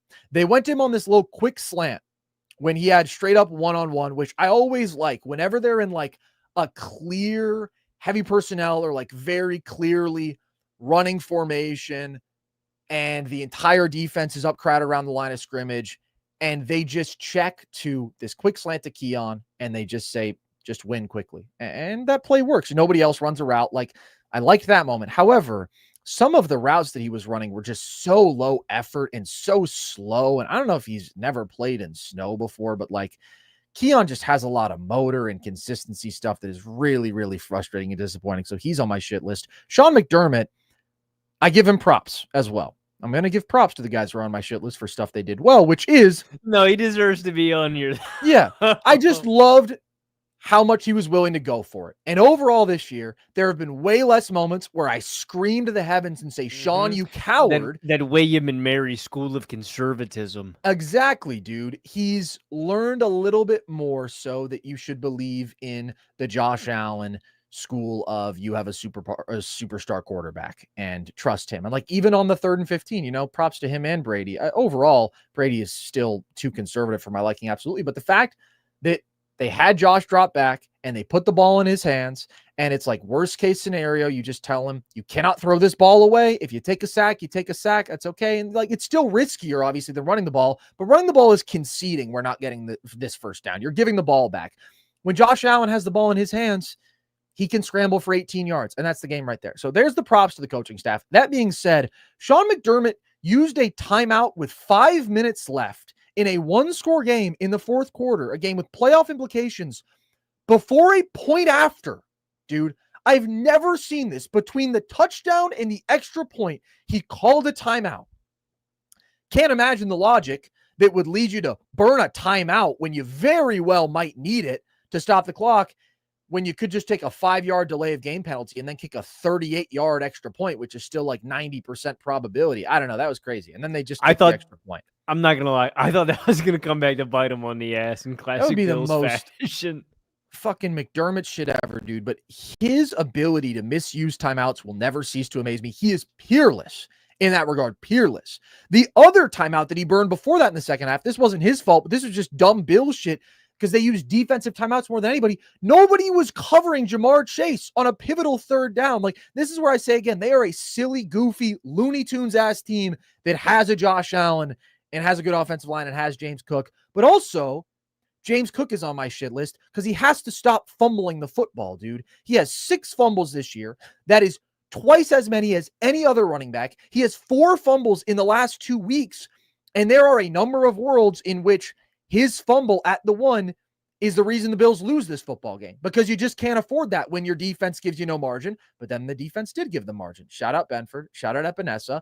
But at that point in the game, it didn't feel like the defense was going to give them anything at all. And it was such a great drive. And it's like, man, even if you get stuffed, you got 3 more shots at it. As long as you don't give up the football, that is the single worst thing you can do. So he's just got to be 2 hands on the ball, no extending the ball at the goal line, which is what he did to fumble earlier in that drive, which just ended up not mattering. Very, very frustrating for him. And also one more reason Sean McDermott is on my shit list. If I have to watch another game of us going up against a Joe Burrow type, like a quarterback who is a great pure pocket passer, is going to pick apart any sort of soft zone look. And we are giving multiple yards of cushion beyond the line to gain on third down.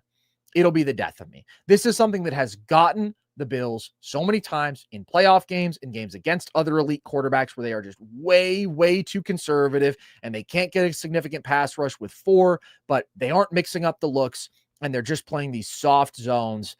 Like, I think the Bengals started 7 of 7 on third down, and props to Joe Burrow for that, but some of these are just little dump offs. And the Bills are the worst team in terms of tackling in space. They are the worst team in terms of allowing yards after contact, yards after the catch, or maybe not specifically yards after the catch, but I know in terms of yards after contact, they are absolutely the worst in football. Like, they were able to just convert some of those third downs way too easily. So that's my Bills shit list, but this was a good, fun Bills win. I always like it when you get the full Josh experience, you get all the bells and whistles and the euphoria of that sort of big, explosive offensive performance.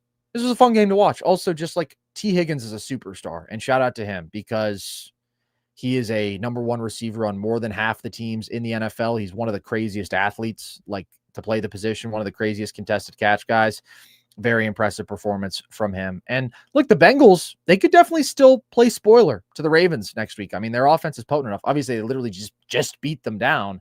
So still a team to watch, even if the playoff path for them is pretty much cooked at this point. Speaking of teams whose playoff paths maybe aren't cooked, but got a little bit tougher after today, the Tampa Bay Buccaneers lost to the New Orleans Saints, Logan. What do you have to say about that? I mean, how worried are you about Tampa and your darling boy Baker? Not really. I mean, they've opened the door to the Panthers winning this division for sure. I thought the Bucs had some bad luck in this game. Like, I do want to give the Saints credit for pulling this one out. I thought Tyler Shuck played a good game. Not through the air. He made some plays with his legs. That, you remember, like a 38-yard TD or something? I mean, Scooting. Yeah, dude. Tyler Shuck was, I know he had that in his bag. I'll be honest. I was not familiar with your game, Tyler Shuck. My fault, player. They should turn him into the next Taysom Hill. On God. Yeah. Tampa Bay has so many close plays in this game, though.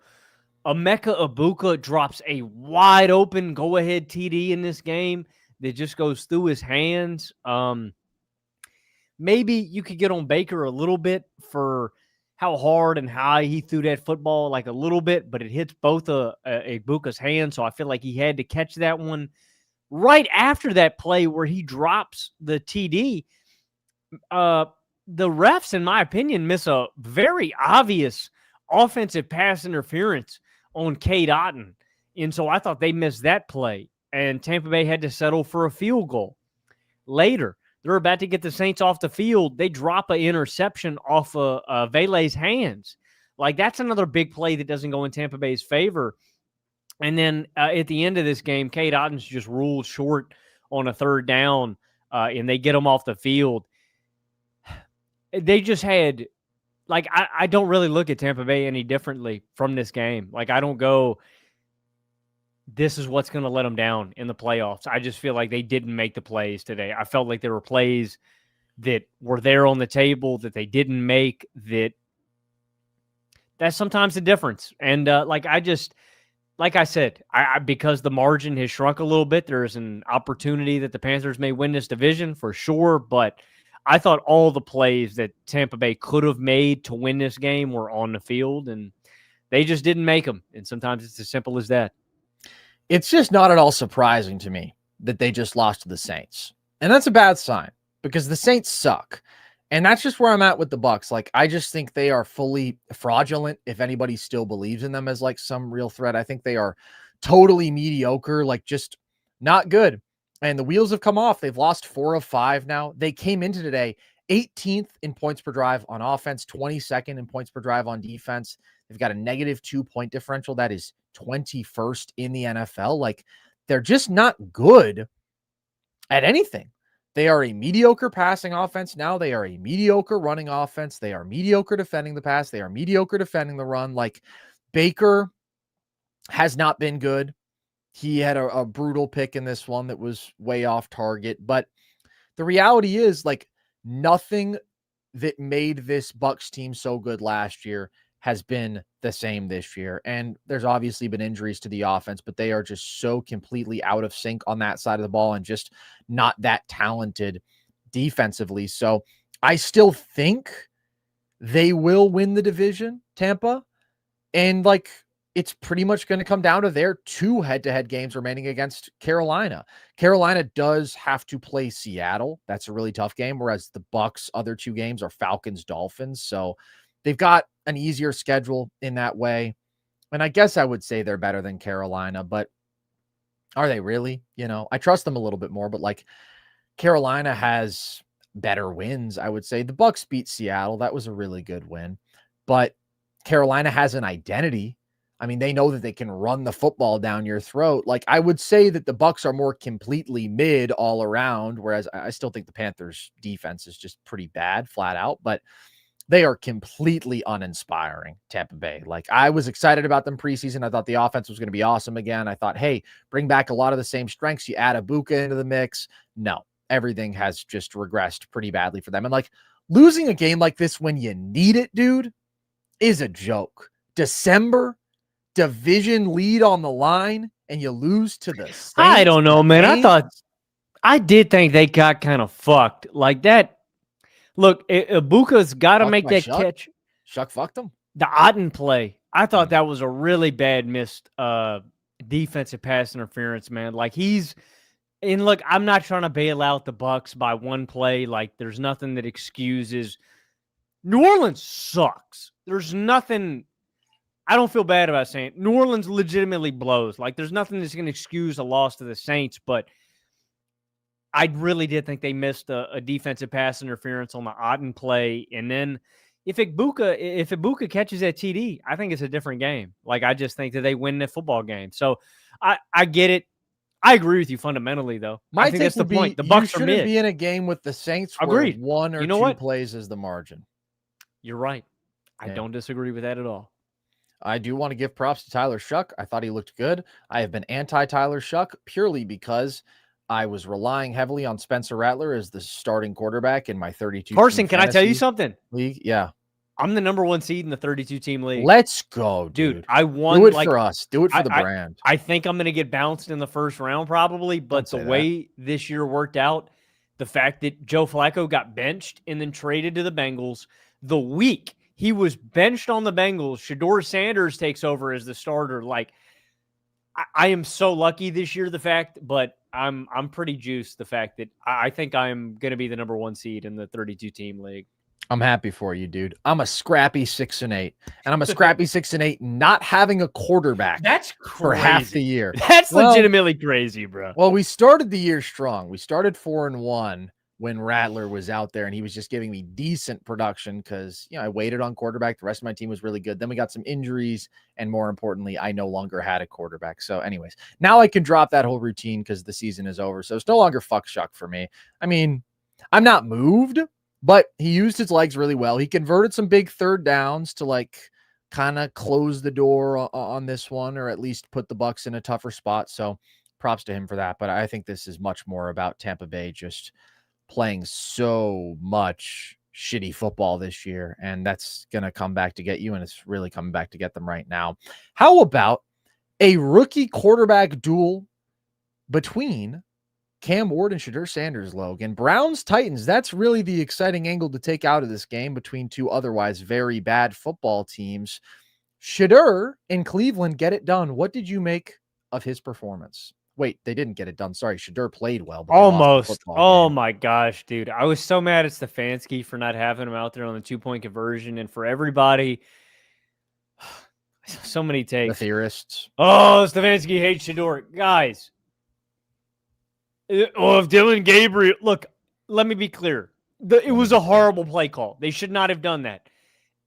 They've been running Wildcat in the red zone every game. Like, as a guy who's watched the Browns a lot, I'm not surprised that Stefanski went with that play call for the 2-point conversion. Do I think it was the wrong play call? Yes. Shedeur was balling that game. I would have put the ball in his hands, but it's like, it's not because Stefanski hates Shedeur. Like, they love the Wildcat. They love the Wildcat. And Judkins is their best offensive player. So it Agreed. makes sense to put the ball in his hands. But I will say, I don't even hate the play call. Obviously, it didn't work out. And like the reason that it works is because Judkins is not experienced handling the ball, making that pitch. So that's the risk that you take when you ask him to make that play. But the reverse was going to be there. I mean, it was going to be there. If they just It complete the was. pitch, I think that was going to be a conversion. So that's where, like, I can't rail Mhm. against it. Everything's bigger with Shedeur. Everything's some conspiracy theory that's being operated by the lizards underneath the earth in some cellar somewhere. But what did you make of his performance overall? I thought you got the full experience today. Shedeur is so much more dynamic and fun than Dylan Gabriel. Like, he is just so much more capable of making plays happen because he's just more talented. I don't know how any other way else to say it. My boy Mark has been holding on to Dylan Gabriel for a long time. Look, Let him brother, go, buddy. exactly. Like, he's a backup, maybe, and you get the ball. I mean, excuse me, you get the bad with Shedeur in this game too. Some of the sacks he took where he is getting pressured really early off the line of scrimmage and he is scrambling and he gets sacked behind the line of scrimmage. That's bad stuff. You also get some of the special stuff where he breaks out of a sack and creates a play to get that scrambling touchdown. Like, Shedeur is exciting. And my conclusion after this game, drastically different situations. There's not 153 overall spots between Cam Ward and Shedeur Sanders. That was my big takeaway, is just For sure. I thought this before the season. I thought this at the time. I thought Shedeur was a first-round talent, and I thought the fact that he slipped to the fifth round was crazy. I understood it a little bit with maybe the personality concerns, but he's talented, and he's exciting, and he can make throws, and he can make stuff happen out of structure. Can he cut down on the negative plays, and can he become more consistent? That's the question with Shedeur. I don't think that's obvious to me. And the big question to me is Cleveland going to buy into him as the future of their franchise? That's the biggest question to me, because this is a Cleveland team that crushed. Absolutely. This is one of the best draft classes, I think, this year. Carson Schweschinger. The fact that Shedeur Sanders may be your guy, and maybe you go, oh, you wasted 2 picks on quarterbacks. Hey, one of them worked out. Who cares if you burned one of them? Well, and they were 3rd and 5th rounders, so. Exactly. And the guys that you did draft that hit, Dylan Sampson is a good depth guy. Quinshot Judkins is a starter. Mason Graham is awesome. Like, you crushed your draft this year. Is Shedeur going to be your guy moving forward? That's the big question. They've got 2 first-round picks upcoming in this year's draft class. The question to me is, are they bought in on Shedeur? Are they going to draft another quarterback? To me, the Browns are so far away as a franchise, I wouldn't even be concerned with it. Like, building up the offensive line. The offensive line is number 1 to me. That is the number 1 priority. The number 2 priority is getting a wide receiver 1. If that guy is available in round 1 next year, I'm taking him. I like Judy. Judy's a good playmaker. I don't know if he's a number 1. You get that guy, like, you just need you need more stability in the offensive line. They have just deteriorated drastically over the past 2 years. And then you need a real high-level playmaker in the offense. But I like it, man. I'm encouraged by Shedeur. I'm encouraged by this draft class.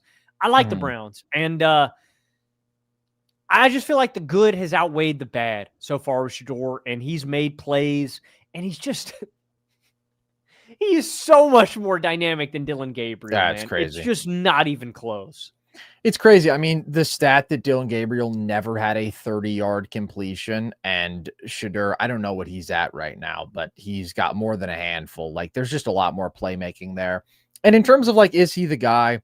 What I would say with Cleveland is I would not be forcing the issue to draft a quarterback to immediately replace Shedeur. And I would not be prioritizing Shedeur and saying, oh, we're not going to take this other guy who we do like, who we think is good value here. Like, not that I think they ever would do that, because obviously they were pretty low on Shedeur, as a lot of teams were. They took him in the 5th round as the 2nd quarterback in this specific draft class. But I think he is totally serviceable as like a young guy who they can ride it out with, see what he's got. And yeah, if they want to draft premier talents at other impact positions the 1st round, that sounds great to me. Like, I would like to see Shedeur have a year at the helm. I think he's talented. I thought he was really impressive in this game. And like you said, there's some highs, there's some lows. I mean, he tried to do too much on the pick. Obviously, he was pressing there. 3.6 seconds time to throw is crazy. He holds onto that football for way too long. And when he held it, he's got this weird playmaking gene, man, where Shedeur thinks he's like Lamar, where he thinks every time pressure gets home, he can escape the pocket. and that's why he likes to sprint backwards sometimes and take negative 14-yard sacks. And today, on plays when he held it for 4 more seconds, he went 2 of 9 for 24 yards with a pick. He also faced a 63% pressure rate today, which is very inflated by the fact that he held the ball for 3.6 seconds. And it's like, yeah, eventually they're going to get around the offensive line. You're going to deal with some pressure. So there's clearly some major refinement needed with Shedeur. That is not breaking news. We've seen that every week. But the highlights, I mean, a very pretty touchdown pass to Njoku. Great placement on that ball. Found Judy downfield on the big touchdown. The touchdown scramble. Beautiful ball over the shoulder to Fannin. I thought the final touchdown throw to Fannin was beautiful. Like, he showed some legitimate play extension ability, some beautiful accuracy and placement. And these are things that we've seen from him. So, like, he's talented. I think he has legit starter potential. And this is clearly the best game that he's played. Like, it's been up, it's been down, there's been good, there's been bad. We know what he's good at, we know what he's bad at, what he needs to work on. But I think overall, we're 3.5 games deep into the Shedeur experience now, it's encouraging enough and certainly way better than Dylan fucking Gabriel, who had 0 upside to be even a low-end NFL starter. Like, just straight up was not good, as we talked about, not even accurate, total check down fiend enthusiast. And I would much rather have the highs and lows that you have with Shedeur. And I'm mostly liking what I'm seeing from him. What about the other young quarterback, Logan? Cam Ward, the number 1 overall pick? I completely agree with you that there is not 153 picks of difference in terms of talent. I don't think anybody ever thought that there was. I think it's very obvious that Shedeur fell in the draft for non-purely football related reasons. But how did you feel about his performance and sort of where he's at now deep into his rookie season? I don't know if this is exactly where he is, but I feel similarly to Cam about how I feel about Caleb Williams during his first year. And what I mean by that is I see some of the raw ability and talent in certain plays, like some of the sack evasion stuff that Cam does, some of the arm talent stuff, the composure. On the other side of that, there's just a level of consistency that I'm not getting with Cam Ward on a down-to-down basis that's frustrating with his accuracy and his pocket composure. And yet, the reason I make that Caleb comp, let me be clear about something. I think Caleb's more talented. Caleb's one of the most talented quarterback prospects I've ever seen in my life. And I'm not taking anything away from Cam Ward. Cam's very talented too. Caleb's a different level. What I mean by that, though, is Caleb in his first year didn't have a quarterback, or excuse me, a head coach an offensive coordinator that I thought could maximize him. And like, look, dude, his coach got fired mid-season. Now he's got Mike McCoy as his head coach. And so my thing with Cam Ward is like, I see the talent, I see the arm, I see the legs. I'm just not drawing a bunch of conclusions from him this year. Like, I think that next year they're going to hire a brand new head coach. He's going to revamp the offense and the offensive system. And I think that is probably going to be a lot more accurate as to what Cam Ward is going to be as a future quarterback than this year. I would just take this year's tape with a grain of salt. In my opinion, this is the worst situation you could put any quarterback into, if it's a rookie or not. Like, that's why I say take it with a grain of salt. Like, it's a bad offensive line. Shout out the running game for getting going today. It's been anemic all year. The passing game is bad. Like, I just think you'll know a lot more about Cam next year. And so just don't write him off immediately. It is kind of my take from this season. I totally agree with that. Both these guys are in rough situations, right? These are teams that we're drafting very highly. Obviously, that's how the Titans got Cam Ward. But I do think Cam Ward's situation is like clearly even worse. Like, Shedeur at least has playmakers in the offense. Obviously, Judkins in the run game being great. And what they have with the 2 tight ends and Judy, it's better than what Cam has. The Titans run game has been horrible, except for today, as you mentioned. And shout out to Pollard. I mean, he ripped off a huge run. Like, the run game was really the heart of Tennessee's offense in this game. but it's been terrible overall this year. The offensive line is even worse. Like, he is in a hellish situation. And also the coaching. I know everybody is now conspiring against Stefanski, but like, there's a reason he's a 2-time coach of the year. Like, he's a good offensive mind. And obviously Cam Ward's head coach got fired 6 weeks into the season. So like, the Titans are a dumpster fire. They have so many strides that they still need to make before they're a serious football team. And before Cam is in like a good position to succeed. I think he has made some ridiculously impressive plays this year. His arm talent is like flat out nuts. The variety of arm angles is so impressive. The velocity, he can escape. He's aggressive testing tight windows, and he's made some crazy throws into tight windows. But he holds the ball for way too long. He takes way too many sacks, even considering the terrible offensive line. A lot of them are on him holding the ball too long. His accuracy is very inconsistent.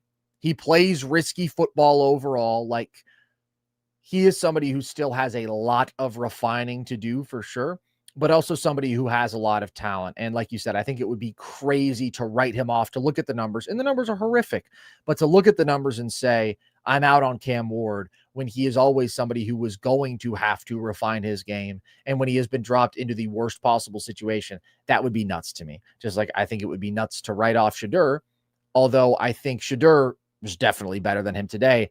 I'd still say Cam has more upside just because the arm talent is different. I mean, his arm is legitimately like nuts, but I think both these guys clearly have starting talent and a lot that they have to do better. And we're very early on into the experience in both their careers, and a lot of stuff around them should get better, and they'll get more mature and more comfortable and more consistent, hopefully, and all these things. And there's talent there to be optimistic about with both of them. There's not much to be optimistic about with the rest of these games, Logan. I say we just breeze through the rest of this slate because we're already 2 hours, 15 deep. Broncos, Raiders. Broncos win. Thoughts? Kenny Pickett. Yes. Kenny Pickett. Kenny Two Gloves. Kenny Two Gloves was out there. They hurt my boy Gino, though, Logan. That's what that means when Kenny got on the field. Fuck the Raiders' offensive line, man. Dude, we were talking about, is the Chargers or the Raiders' offensive line worse, when I was making a point that Justin Herbert is in football Bro, hell. I'm actually adamant. Bro, I am further convinced Gino was not trash. This is all on the Raiders' line, bro. It might be the worst unit I've ever watched on any football team. It is like actual sabotage every play. And of course, it looks even worse against the Broncos defense, but it pretty much looks like this every single week. It is instant pressure. I feel so bad for him. There's no quarterback who could look good in this situation, except for, the absolute best of the best of the best. And everybody would look significantly worse than they actually are. I agree with you. Gino has not played well this year, but Jesus Christ, this offensive line is criminally bad. And the Broncos get a win. Do you want to hear my actual thought about the Broncos in this game? Yes. Well, I just was watching them, and I think this every week, but I'm like, it is actually insane how so much of their production in the passing game is after the catch off of checkdowns. And so I went and I looked it up, and Bo Nix is 30th of 33 qualified quarterbacks in completed air yards per attempt. So that is my thought on the Broncos from this game. No hate, just an observation. I think Sean Payton is great at creating yards after the catch. I think he's a really good play caller. And I think they got some guys who can make some plays after the catch. But boy, I mean, what was it today? I mean, Bo Nix attempted like 40 passes and had 207 passing yards or something. Let's get the exact numbers. 38 attempts, 212 yards, and he completed a very high percentage of his passes, but that's because they are all being thrown at the line of scrimmage. There was another second-year quarterback, though, Logan, who had a rough return to action today. The Commanders got waxed by the Vikings. They got spanked. They got shut out. What do you have to say about it? J.J. McCarthy, defenders, supporters, enjoyers, take your victory lap now because there's wake 9 up. There's not going to be a lot of them. If you like J.J. McCarthy, I would flex your nuts now because this is probably the best game. Do you think he even can? This is probably. Don't you think they've all gone to a bunker somewhere and they just holding out hope for 2026? Maybe, man. I'm pissed the Commanders brought Jaden back, man. I didn't think there was a point bringing him back earlier this year. I didn't think there was a point bringing him back this game. And I know you made this point on our quarterbacks to build around episode. You were like, I think it is the coaching staff's job to say, hey, you shouldn't Like, Yeah. I think the Commanders have such a bright future, even though some of it is dark right now. Like, they are the oldest roster in football, which obviously means they have some really big retooling to do this offseason. That being said, when you have a guy like Jay Daniels, it's like, how much retooling do you really have to do? I think it is just coaching and organizational malpractice that they brought him out. Your team sucks, bro. You Yeah. have no reason to play him in this game other than to run the risk of getting him hurt, and that's exactly what happened. I'm pissed, man. I'm so mad at Washington. There's really nothing to be gained. Like, other than, I guess, a little bit of emotional gratification for Jaden if he just really wants to play. And, like, maybe you could get a little bit of offensive momentum, like, just end the season on a little bit of a high note and say, okay, this is something we can carry into next year. But realistically, like, the risk to reward ratio is just not there. Obviously, they cleared him. Like, they determined that he was ready to play. But if you're on the fence at all, and I'm not saying that they were on the fence, but it's just like, there is no reason to bring him back is the thing. Like, I would just be extra, extra cautious. I'd say, Jaden, we're shutting it down. See you year 3. Yeah, dude, best case scenario, you win out and miss the playoffs. Yeah, like, it's so over already. And I just wouldn't have had him back out there. Like, when he dislocated his elbow, we were all like, okay, that's it. Season's over. We get it. The Commanders are terrible. They'll shut him down. This is a significant injury. Nobody was like, oh, you got to bring him back for week 14 against the Vikings. And so to take on that risk, to have him get injured again, I saw Dan Quinn said that he could have returned to the game. Thank God they didn't bring him back. It's just been a season from hell for them. And their roster is bad. They have so much that needs to get better. Jaden was also bad when he was in today. He was 9 for 20. Really rough pick, but I don't really take much away from that. I think let's just call it, and we'll see Jaden in year 3. He'll probably play again because it doesn't seem like he really significantly aggravated it. But for him to aggravate it at all, I don't want to see Jaden Daniels on the ground in pain when he's already wearing a compression in a sleeve because his elbow is hurt when your season is cooked. Just protect your franchise quarterback. And then just to fucking really rub salt in the wound, Zach Ertz tears his ACL. Washington has had like the worst imaginable season coming off of such a great year for them last year. And, you know, even as somebody who predicted that they were going to miss the playoffs this year, and I went parading about saying, ooh, Washington's going to fall off. Lord knows I did not wish this upon them. Nobody wishes the Atlanta Falcons' existence upon them, but it's what they get all the same. Seahawks are sick. Falcons are an embarrassment. Least surprising blowout, mogging in terms of birds of prey. Yeah, I mean, the first half was close, and then this Seattle just started putting belt ass that second half. Shout out Rashid Shaheed, man. Like, he's a big ad for them. That kickoff return fired me up, and he's just a dynamic playmaker, but the Falcons suck. Elsewhere in the NFC West, not the NFC West, the Rams get back on schedule. I think they are just a machine. They destroyed the Cardinals. Every TD, every possession. The Rams, are they still the best team in football to you? I think so. I think they're so the too. most complete. I mean, I think they're genuinely elite. Landman on both is sides a of the ball. fucking monster too, bro. Yeah, I haven't seen the show, but I heard that Billy Bob Thornton's great in it. A little bit of humor for you guys. Puka Nacua, he's so ridiculous. His highlight catch frequency is just stupid. Like, just contested, go up there and snare that thing. He's ridiculous. But I'm still all in on the Rams. Some people after the Panthers loss maybe got a little bit freaked. Like I've said, everybody's got a bad loss this year. Everybody's got a loss that would get you a little bit freaked. The Rams, for me, absolutely check the most boxes. And now just the absolute shit fest that was Dolphins Jets. I mean, dominant win for the Dolphins. Who is Brady Cook? Brady Cook, Missouri legend. I've never heard of this guy in my life. Brady Cook did not cook out there today. He sucked, but the Dolphins have won 4 straight, Logan. They're 6-7. Mike's saving that job. He's coaching for his job. They are bad, but they're not terrible.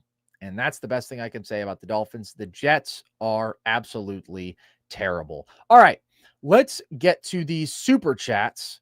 And we're starting off with a great one from Supernova, who says, Bo Nix is him. Bo Nix is life. He has it all. And we needs to start talking Kim about to top 5 conversations. Gentleman, I believe, spelled unconventionally. Thank you, Supernova. Wise words I as I always. love you, Supernova, and I love Bo Nix, and I love Jason Tatum.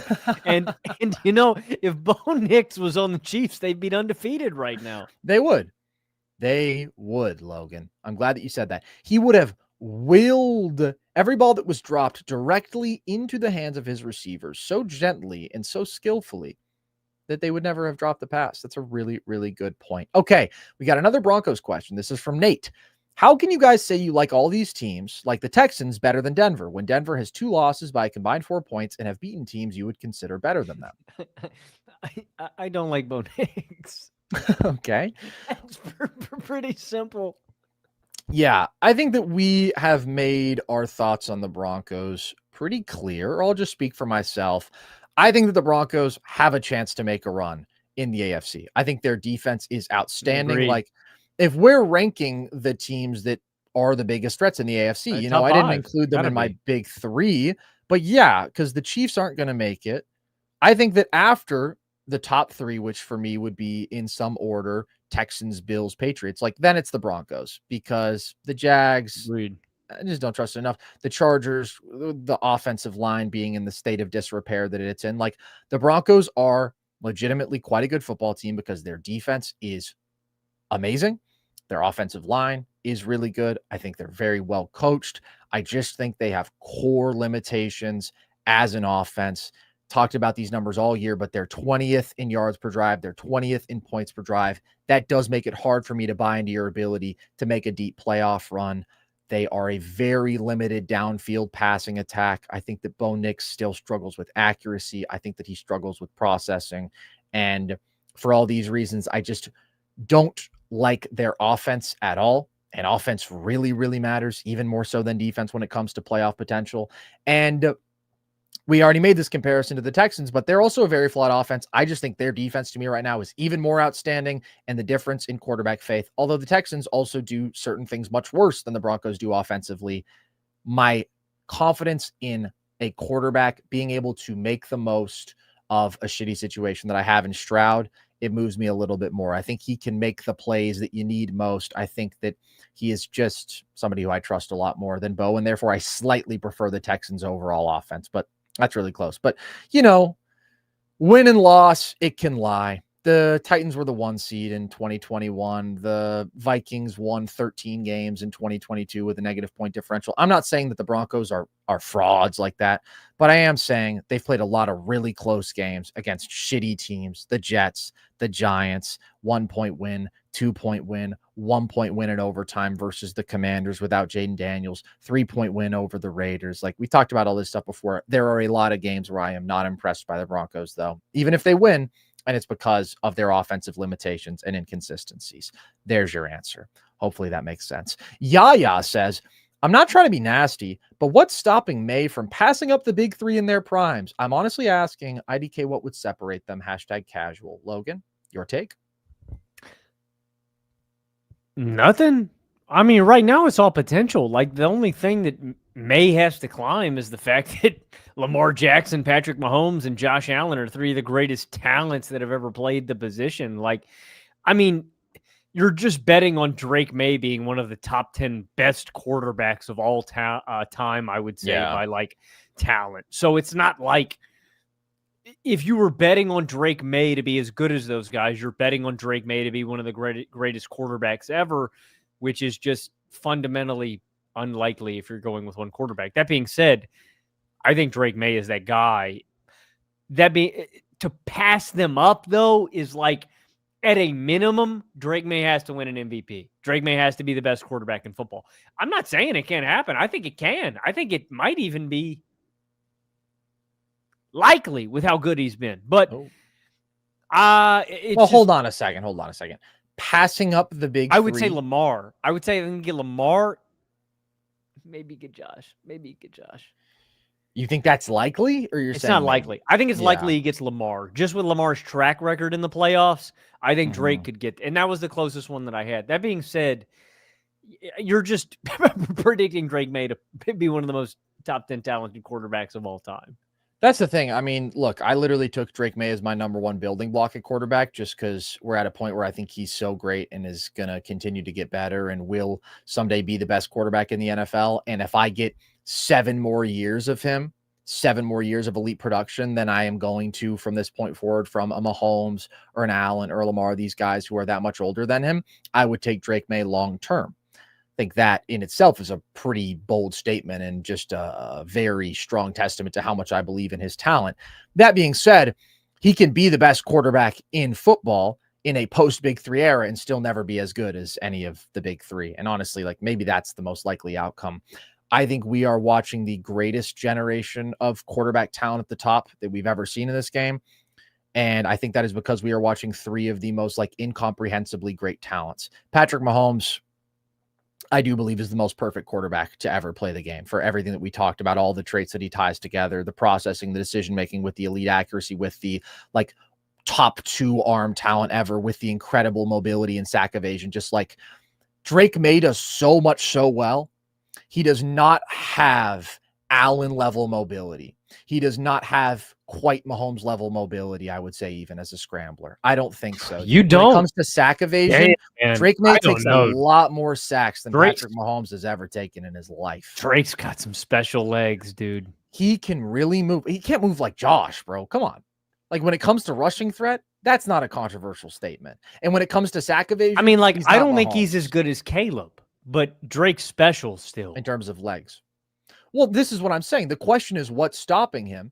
And I'm not saying definitively that like it's impossible that he could be better than 1 or 2. I think he's way better as a like just accuracy than both of those guys at this stage in their careers. Totally agree. Totally agree. But what I think we have to understand is each in their own way. If you were to just name the 3 craziest physical talents to ever play the quarterback position, I think 1, 2, and 3 Agreed. are Mahomes, Allen, Lamar. 100p. So that's your answer right there. It's even though I think that Drake May has an A arm, an A- mobility, and he's A- A in all these different traits, those 3 guys all have 1, if not multiple A+++ traits that just make them like some of the craziest singular offensive engines, can raise an offense on their own like nobody else in NFL history has been able to. That being said, I think, yeah, Drake May is incredible. He's going to be one of the greats, but my expectation is still not that he's going to be better than any of those guys.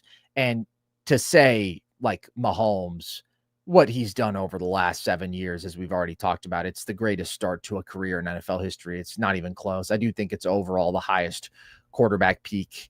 And there have been stretches where it's like, yeah, Josh has been better than him. Lamar has been better than him. Again, not saying big picture that they took the crown or whatever, but like extended stretches where those guys have been better than even Mahomes.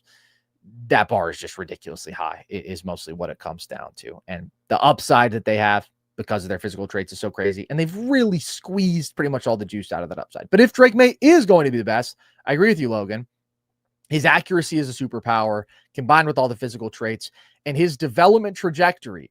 Now, Mahomes and Lamar both won MVP in year 2. They both had crazy years in year 2. And I would say they actually both had better MVP seasons than what I think Drake May is on pace for, especially Mahomes. It's one of the handful of greatest quarterback seasons ever. Josh is an outlier development trajectory. I would say year 3, he was better than Drake May is right now. Year 2, he was still a ways away. But like, as impressive as May's trajectory is, those guys are also such freaks that it's like, I don't even know if I can say that that's an advantage overall versus Josh. But again, Josh 1 year later took this leap where it was like, all right, that's one of the greatest quarterbacks we've ever seen. Okay. Kaylee says, guys, it's been way too long. And also I'm late, but did JJ actually look good or was it fake? I was at work. Hashtag Nas Reed. Nas Reed. I mean, it Nas definitely Reed. was fake. I mean, they played the Commanders defense. I think the Commanders have a bottom 5 defense in the NFL. And JJ still only had like 160 passing yards. But there was a moment where he had 9 completions for 99 yards and he was averaging 9.9 yards per attempt. No, that is not a coincidence. He is a known bad quarterback, number 9. He is a known 9. Like I said, take your victory lap. If you are a JJ McCarthy supporter, this is as good as it gets, baby. So flex your muscle. Flex your muscle. He is kind of a scary guy. He's kind of an odd fellow. His celebration after the first touchdown, he's just so intense, dude. And, if he was the best player in the world, it would really, really work. But him being the level of player that he is, for me personally, it doesn't work. But a lot of people have been getting mad at me at my takes over quarterback No, personality, he's Logan. in cornball territory. He's like Russell Wilson or like who's super Kirk Cousins, It's different, though. It's freakier. He stinks, though. Like, he legitimately stinks. No, but I'm saying, like, those guys are, like, super wholesome, like, very Christian dad kind of corny. He is, like, I think I am a killer. I think I am an assassin. I train by, tying weights to my legs and jumping deep into a pool and shackling myself up and somehow willing my way out through the power of my mind and, like, But, doing like, really, Assassin's Creed training in the streets of Greece. Really, he's just a guy who wears socks with sandals. Or does he do that? I think. I mean, he seems like that kind of guy, right? I don't know. I feel like maybe no. I feel like that's a little bit too old guy for him. A little too Russ. I think he's at the cutting edge. Kirk. I think he's more like a guy who watches way too much Gary Vee. I think he is way too deep into like the Wim Hof breathing techniques, all like the alternative science stuff. I think that's what he's really into. Okay, Kaylee gave us one more donation. I still miss Sam Darnold. Please come back. I wish he could, but he can't, so he won't. Yeah, Vikings legend Sam Darnold. On that note, this was a crazy week of football, dude. You look back at it all, and the Chiefs being 6-7 is nuts. It really is. This has been a crazy season. It's been the season of mayhem end to end this year. That's been the theme. Just chaos week after week. Anybody can lose to anybody, it feels like. But the team that has been so dependable being down in the mud like this, it is kind of freaking nuts. This was nuts how much fun this episode was, Logan. Just you and me talking ball and all you guys here with us. We hope you enjoyed. If you did, the good news is we have so much more content. We are content machines, Logan. We're chained up to our radiators, and it's all we're allowed to do. And yet we love it, and we find fulfillment in it. So if you want to find all of our full episodes on the NFL, we are here every Sunday night. You know the tradition. We also do have another show coming out later this week. We are going to rank every starting quarterback in the NFL, so stay tuned for that. And, of course, we got all our NBA stuff. We've got an NBA show coming this Wednesday with a guest, a friend of the show. And I did do that video on why Shea is having one of the greatest seasons ever, and he's even better than you think. If you want 24 minutes of Shea Glaze getting really deep into the nitty-gritty, that is on our YouTube channel. You can also listen to the show across all audio platforms, and you can follow us across social, TikTok and Instagram at NerdSesh, Twitter at Nerd_Sesh. If you want to see clips from the show, graphics from the show, and all of our short-form trivia content. Speaking of graphics, Logan, we're deep into the season now. I think I'm one game up on you in game picks. That is correct. I think it's gonna be a photo finish. It is, man. I think we've been keeping pace these last 2 weeks because like the games haven't really been that interesting, but it's cooking, man. I think I'm gonna pull out the dunce cap again if I finish dead last. Yeah, we haven't assigned a punishment or really any stakes, nor have we been mentioning the race on the show. Yeah, so that's just great content right there. But we're doing it. Sold during Thanksgiving, man. You were busy. The lead. You had to make the turkey. And then Thanksgiving, I sold, dude. You had to do your interpretation of the events of the original Thanksgiving. You're really high on the Pilgrims and, frankly, way too low on the Native Americans from my perspective. Mm-hmm. But that's just Camden. That's what we always say. That's just Camden. That's just how he does. He's from a different time. He's from a different place. That's just Camden. Happy Thanksgiving, man. Appreciate you guys. Hope you enjoyed this one. And with that, as always, I've been Carson Brabber. I have been Logan Camden. Throwing up the L. And this was NerdSesh.